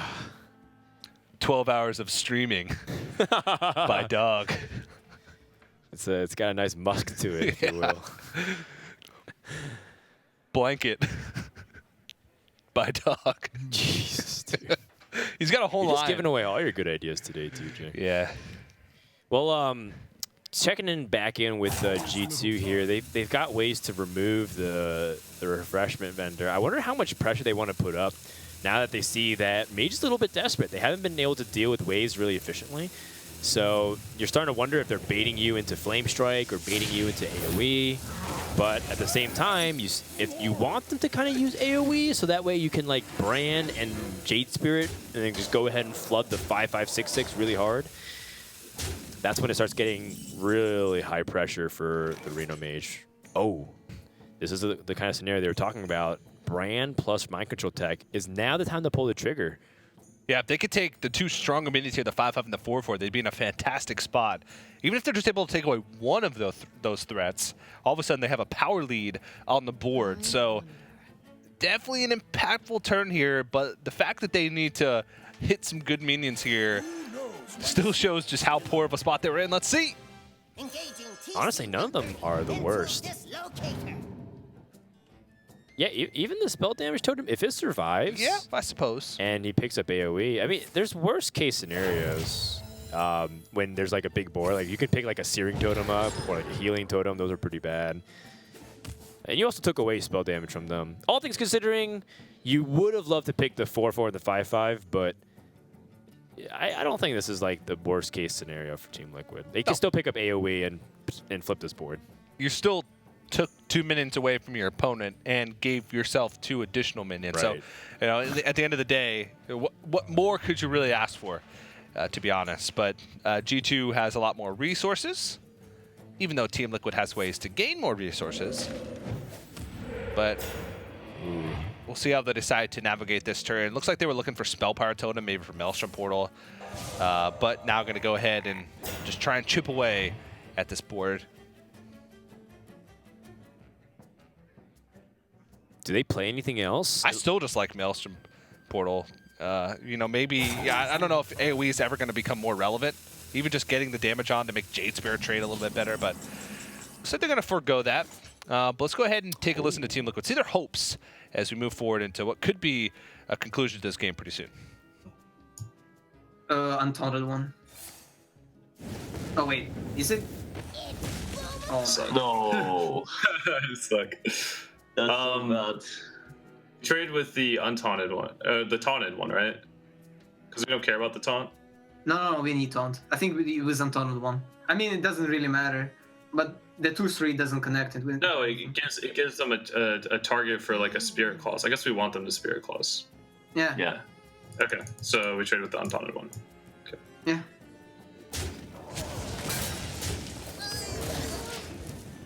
Oh I'm my really god. bad at this game. Bomb squad. That's the. Ooh. Can I branch? I would branch shift in. Yeah, agreed. Branch Chieftain Like- looks super solid. Yeah. And we kill the frog. Like, there's no way they have Flame Strike, right? They should have used it.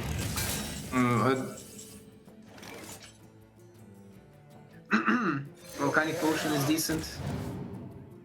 Ronald. So we taunt again and just Double double trade 6/6. Yeah, into 6/6. I'm not ready. I mean, This bomber. because we get so much benefit if he survives. So. Do we have lethal? Yeah, we have lethal. It should be, right? Hex, Maelstrom, Yeah, it is Portal. just Hex, Maelstrom, Flame Tongue. It is lethal. Wait, can we have it Oh, without whoa, Maelstrom? Adrian! Yeah, Oh, it's lethal still? Okay. we could have had it without Maelstrom. No, I don't get. Oh, no, never mind. Yeah, I was thinking of not playing the Maelstrom. to show and then the Maelstrom. Oh, Yeah, it doesn't matter. It doesn't matter too much. Yeah, it doesn't matter. It's overrated. Searching for information is overrated. The bomb guy was so bad for that. Yeah, it doesn't matter. I like it. You know, G2 showing that the inches might end up mattering, although they're debating it at the final end just to justify themselves that they revealed Maelstrom Portal. But that's what you expect from a world-class team showing their dominance once again, really coming back and sending it to a Game 11. TJ, how many Game 11s have we had in Trinity Series? It's actually been quite a few. You know, the nature of last year's standing is that, you know, counter matchup, counter matchup, counter matchup. And I think it's been 5, including this one. If I had to remember back and guess. But definitely exciting. Those are always fun to see, especially teams that seem this close in standings. If Team Liquid wins, they're tied. So that's pretty cool. But we are going to go to a break. When we come back, it's going to be the conclusion to the series between Team Liquid and G2. So don't go anywhere, guys. More Trinity Series right after this.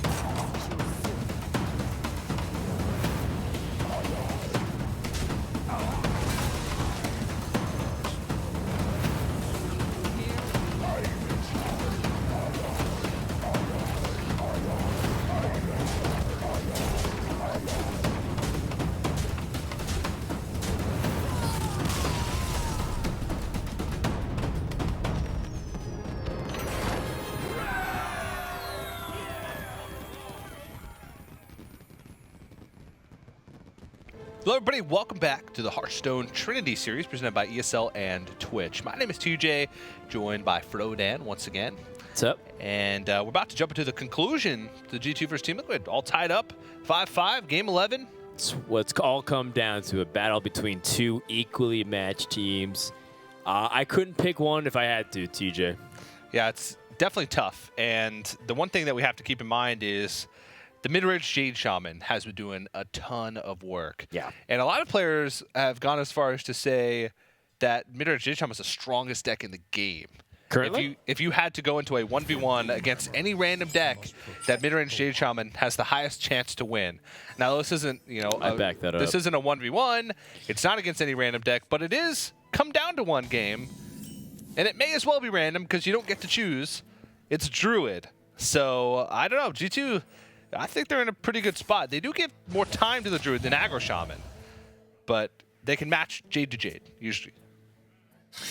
Yeah, it's not a good matchup at all for Jade Druid. But if there's one person that has, you know, mapped out everything, it's definitely Dog. He knows what he needs to do. So he's going to Raven Idol, hopefully pick up something pretty good here. Any kind of remove will be good. Wrath will do just fine. So G2, on the other hand, they don't exactly have a clear-cut play. Would you... Nah, I think we just hero power. It's not worth using the coin in this position, right? If you coin out Brand, then you don't even have a turn 3 play to follow it up. You give them a chance to kill it over 2 turns, or have another turn to find the piece of removal. So either way, it's just poor. And so they just go ahead and hero power. Searing Totem, not the best because it just dies hero power, but at least it helps challenge Brand if they were to play it. So Team Liquid looks like doesn't have the luxury. If their Brand lives, they can innovate Jade Behemoth. But let's go and listen into G2 to see what they think about this game number 11. Lightning, so it's also like okay. That would be completely okay, sure. I think we have a pretty good hand. We have a pretty solid hand, right? It's pretty... Yeah. You know that we have to play the Brand next turn. Not if they Drake, but yeah. But I think we need to play the Brand. Yeah, but that's not too sad, right? I mean, then they have to swipe. I don't mind it too much now. Let's see what they do. Don't play Brand. We're like playing too slow, right? Yeah, I think so too. Okay, do it then. That's your first suggested play, anyways, Nerga. But I think it's. I mean, it's gonna. Oh, here's a pirate. Jade Lightning? Yeah. We have to, right? I mean, and it's good, so. Yeah, we have to. Yeah, we have to. Yeah, They probably just. Yeah. It's good. It's good. It's nice. They might not have ramp, right? Or maybe they have ramp, Bran, and the 4-drop, and they're not sure. Maybe they didn't innovate. They kept the left card, I think, so that might be an innovate. Because it's not a Wild Growth or Blossom. Curve out better if we go innervate Behemoth. Okay, yeah, sure. Yeah. Innervate Behemoth. It's still a Only tempo bad matchup, defense. right? Yeah, it is a tempo matchup, yes. Yeah. I mean, we don't care about better, it's the same. We all float mana no matter what next turn. Yeah, but we get the bigger threat out earlier. Right? It's slightly bigger. Like we deny them from playing mana type. It's actually huge, right? All right, so already a couple of things going in Team Liquid's way, being able to capitalize on innervate. That's one of the things you do need to do, get ahead of Shaman and Tempo, so that way cards like Hex and the Jade, not the Jade Claws, the Spirit Claws can't truly punish you for the amount of tempo that they generate at optimal value. So now G2, they're just going to be playing a little bit catch up here, and that's where Swipe can really flex its muscles if you're Liquid. Yeah. If Swipe had muscles to flex. They definitely have something going on if you look at the art. Yeah. I feel like Swipe is Malfurion flexing his muscles. Isn't it? It's supposed to be the druid transforming into a bear. Bear? Yeah. Yeah. A bear and clawing away at enemies. TJ, you would do a really good Swipe cosplay. I would. I am just... You've got the body for it. Yeah, I'd be the Papa Bear. Even as a bear, I'd have a dad bod. Yeah, I guess so. I'm more of well, I guess I'm what's the baby bear? Mama bear. No, am I Mama Bear? I'm not wholesome enough to be a Mama Bear. What's the baby called? Baby bear. Is it Baby Bear? I think so. I think Are you sure it's not like baby? Isn't it like Boo Bear or something like that? I think you'd actually be Goldilocks. Wow. Maybe if Goldilocks had purple hair. An alternative style of Goldilocks. I would never do blonde hair. Come on, TJ. I have standards. Jeez. Light jab. But Team Liquid starting to get back on the board. For a guy that would have an anime avatar in my Twitter profile picture. Yeah. All right, let's go ahead and check in with the teams. Enough of listening to our shenanigans. Let's see what G2 is listening and talking about the game. No. The elephant eats the cat now. Because they are afraid. No, I know they are afraid of Flametongue. They eat the cat now. I can see it from here. Here, look at this. Of course they. Yeah, but also correct, I think. Here. Zack. Yum, yum, yum, yum, yum. Nein, Mann! Okay. It's okay, it's okay. Yeah, just Drake. We will never play Buccaneer anyway. It's okay. I know. I just dislike drawing patches, you know. Yeah, I dislike it too. Is it the dragon for sure? Yeah, it's great. Yeah. Always. Cool. It's pretty expensive. Let's hope that we don't get overrun here. Aya will do it if we don't get overrun. Oh, we have it for next turn. That Drake and everybody swipe's good. Hero So power trade. Yeah, Oh, it feels so bad to pass a turn. it is, but we have really strong did turn next nothing. turn. Even versus water? I guess. Yes, Aya's really good. I do it, yeah? Ah. Yeah, you want it, right? Over. Yeah, it's better than the Drake, yeah. Yeah, I want... Yeah. Oh, what do you want to do? You want to do what? Drake? I was No, thinking of Drake, but no, you Aya here. No, because like if you Drake, you have to Buccaneer, and if you Buccaneer, you have to also use the weapon, and Buccaneer sucks. Yeah, just Aya. Golems are a girl's Aya, Black... Why they are so happy? Oh, this game is so intense. That was so good. If we get a hex, guys. What? If we just Yeah, we get a need hex. Hex is. Yeah, I know. It's also just about their turn, right? That their turn was so bad. Really good for us. Life coach getting into it. Yeah, he's really animated. I mean, RDU really summarized it well. This game is intense. And Liquid now has an opportunity to capitalize on this spell damage. But the swipe isn't really that good, so maybe you Wrath, but the Wrath isn't even that good either. You're not exactly capitalizing on spell damage at all. What you could do is you could trade the 3-3 into the 5-3 and then Wrath for 4, but then you're kind of giving up some of the card draw and you're really banking on this Azure Drake to find you something else that's good. And Shaman has a lot of card draw resource. I feel like Shaman's just starting to outvalue Druid too much here. Yeah. Azure Drake definitely helps because it's, you know, card economy that also gives you a body on the board, and they could start getting close to these nourishes, but the weaker the play is that they make on each given turn, G2's just, they already have the cards, so they're just going to be making a strong play on each turn. Strong minion, stronger board. Can Team Liquid deal with that? I just, judged by the hand so far, I just don't think so. They do have health lead, but again, pretty inconsequential, especially with Jinwu water speakers in the deck.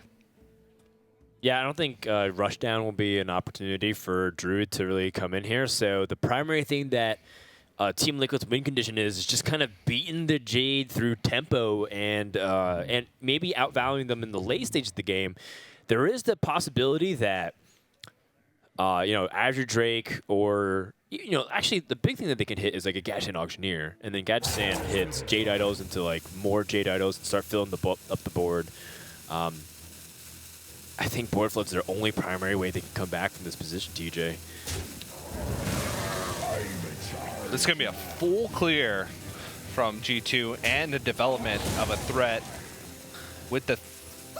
Oh, wow, okay. I was going to say think from below, but small time Buccaneer plus Brand. Interesting. Well, that's really interesting. Really, the Brand Bronzebeard. Huh. Drake swipe. Drake swipe Deals with this board quite real. nicely. Into Aya. I don't know. Yeah, this actually could be a turning point here. Did G2 overextend a little bit? Let's listen in and see what they're thinking right now. Yeah, but that thing from below, it was even worse for us.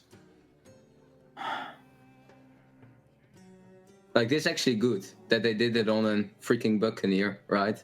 Instead of on the thing from below. Then we were completely wrecked. Yeah. No, they did it on Bran and Buccaneer. It was not that bad for them. What to do?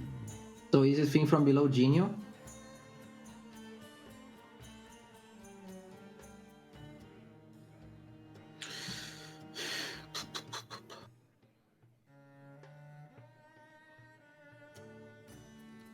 The chieftain is 4, 5. The chieftain is also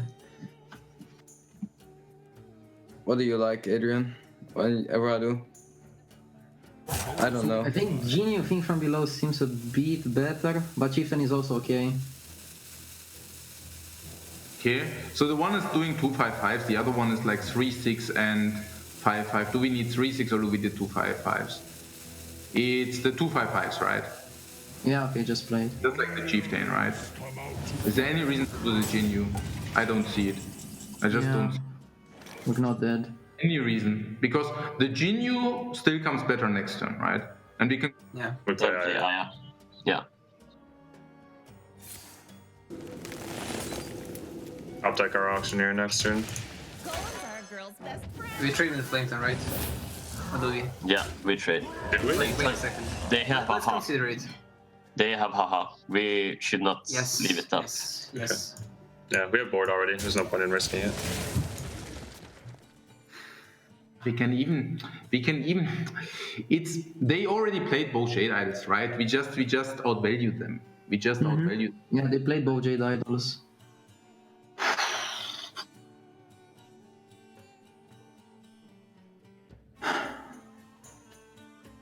I wonder.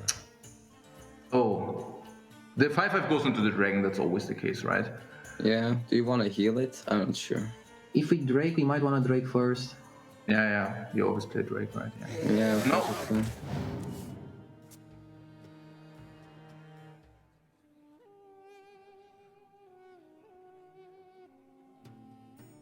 We can charge the dude into the 5/5 and also attack it. It's a little off curve. That's So what would you like to do? I don't know. I was thinking of healing or but it might be too good. Otherwise, it's the deckhand. We can charge it in, right? The deckhand. Yeah, do you hero power, do you Talnos? Maybe Telnos. Maybe we need to draw. You want to Thanos? Yeah. Maybe we need to draw. Alright, So good. cycle the wild growth. Yes. Yeah.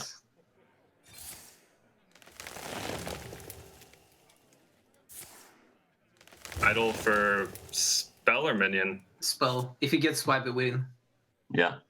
Spell's good, yeah. No, actually, don't we want to trade to play around Hex? Starfire is probably like gonna one of trade, but- lethal. No, Starfire is one of lethal in 2 turns. But yeah. I mean, idle for the minion doesn't really matter. We have also Jade idle Yeah, and Jade we go with idle, right? Yeah, Yeah. What to do? spell. Okay, what do we get? Nourish or Wrath? We Wrath's take better, right? Nourish, right? Nourish hero power here Wrath's better. and trade. Why Are you sure? I Okay, think yeah, the hero no. power that. Yeah. Nourish is probably Nourish. better. We can't play anything guaranteed if we nourish, though. We can only hero power. Yeah, but hero power is good Wrath. enough, right? Which I guess Rust is better actually. Ah, that's whatever. too late. Wrath gives us more Because we kill tempo. Thanos. That's fine. We wouldn't have been able to play anything. We could have drawn a Blossom. That was my thing. But trade and hero power. Yeah, trade and trade. You leave Thanos up. So he can. I mean, we have Behemoth Spirit. We should be okay, to be honest. He needs like 2 Jade cards, 3 Jade cards to win. Probably 2 is enough.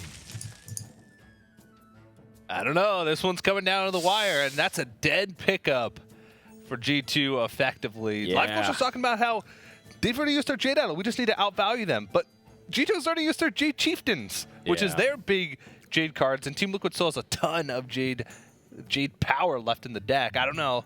This one's looking like it's Team Liquid. The big thing was that G2 got a little bit greedy with the brand, and it cost them by not having that one extra Jade, which snowballs their board.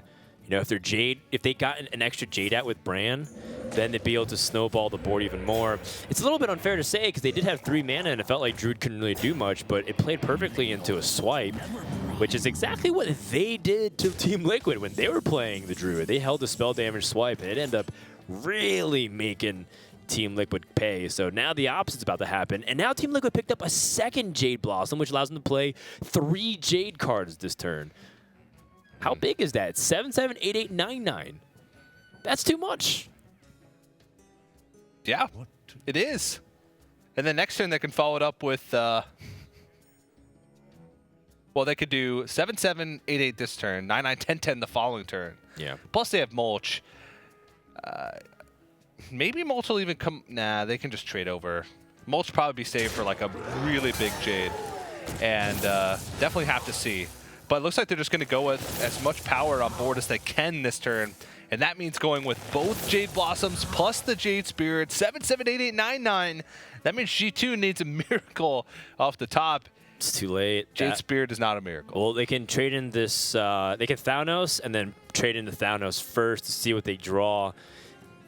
They might even hero power to spell damage, but they might need that extra mana cost, depending on what happens here, because they looking like they're dead. Ends up being a whiff. No charger, no taunts. Are they gonna pick up for 1 mana or less? Jade Chieftain, too slow. And that means that Team Liquid has sealed the deal, ending it with an iconic class to dog, Druid. Yeah. Being able to withstand the pressure from mid-range Shaman. And G2 takes their second loss of the tournament at the hands of Team Liquid, which now jumps to first place. Yeah. Not by win percentage. They're going up there. Complexity is still at the top since they haven't played this week at 3-1. Yeah, but if they lose. If they lose, yeah, then they do have the chance to go to first place, and those are the best ones to win. The ones that go all the way the full distance. Yeah. The ones where you get to win a bunch of games with Shaman. I just want to say that I had no doubt at all. From the very beginning, I knew today that Team Liquid just had it in them. Even though they started off a little bit rocking the league, going 2-2. When they go up against G2, they were looking for a statement win, saying, we know that we're the best team in the entire league and consequently in the entire world. And transitively, the entire Milky Way galaxy, TJ. And I think they proved it today with a very convincing 6-5 win. Yeah. Amen to that. Amen to that. But Shaman was the catalyst in the success today for Team Liquid. Taking a bunch of wins with Shaman, 4 wins with Shaman. More wins with Shaman in this series by them alone than in the entire season from any other team. They say that the best decks only work in the hands of the proper pilots. They always say that you got, and Shaman was struggling in the Trinity Series. But when it's in the hands of Team Liquid, they're single-handedly boosting the win rate of Shaman and making sure that it's at the right percentages. Yeah. You got to tell me, man, if people are losing all the time with Patron Warrior back in the day, was it Patron Warrior's fault? No. It was the people piloting it. And I think we have our answer today on which team right now is the team to beat. All right, and talking to Team Liquid, actually have someone from Team Liquid join us right now for an interview. It's Dog. Hey, Dog, man, how's it going? Hey, what's up? First question for you. We saw a lot of Shaman play today. Both teams left Shaman open. Talk to me about the differences between Aggro Shaman and Jade Shaman and why you guys decided to go the aggro route for Trinity Series this week. So Jade Shaman, it kind of can beat everything, but it doesn't have like 100% matchups against things or like very polarized matchups, right? It's just like pretty good against everything. Whereas like Aggro Shaman's a little more polarized. It's a little better against like Druid, for instance. That's what we use to counter their Druid. Obviously, their Shaman lost to our Druid, so yeah, it's just better for counter picking, I feel like, to pick Aggro Shaman. Yeah, seems like a great point worked out for you guys today. Second question, you guys have been on the upswing in the past couple of weeks. You had a rough start, but now you guys are doing really well, and Dan mentioned you guys as the team to beat. What changed? Did you guys change your prep? Did you guys change the way you approach matchups? What changed from the beginning of the season till now? I'm not really sure. We've prepped about the same. Naria does most of the work, to be honest, with prepping, but I think we just started communicating a little bit better. Maybe, we stopped getting unlucky. But, yeah, it's working out. I think that's a big thing. How much prep do you guys put in from week to week? You guys have some interesting tech choices in some of your decks. You mentioned Naria. Who comes up with this stuff, and how much prep do you put in? Naria does most of the work. We just kind of talk about, like, what we expect from the team, how they build their decks. So G2, we kind of think they build a little greedy. So we either try to like outgreed them or, punish them with aggro. It just depends on the team we're against and how we think they're going to build their decks. We kind of like tailor ours a little bit to what they're going to do. All right. Well, our last question, Dog, is one that's been on our minds for a while ever since we first laid eyes on you this series. Is that, if you were to name a perfume after yourself, it's like a dog-branded line. You, not Dog, the animal, but you, Dog. What would you name your perfume and why? What would I name my perfume? Probably Wet Dog. No. Something juicy about it, you know? Yeah, exactly. It's dank. I like it. I like it. Well, good answer, dog. Congratulations. And you know what? I did not doubt you guys for a second. I thought you guys were the favorites going in. And I'm really happy to see that my prediction was backed up there. Thank you for coming through, dude. Sick. Yeah. Thanks for having me. All right, Dog. Well, thanks for joining us. See you later, man. Oh, man. Wet Dog. That gave me like a little, like a shiver. A good That's shiver. what it gave you? Yeah. Goosebumps? Yeah, it gave me goosebumps. He said it and He's taken, just FYI. He said it and I was like, I know that's right. got potential. Let's go and take a look at the standings after the first match here for week number 5. With that win, Team Liquid now are poised to be tied for first place as far as match score goes at the end of this week. They're going to be hoping for a complexity loss. That's for sure. And coming up a little bit later, we're going to see a couple other teams that are pretty close in the standings, Luminosity and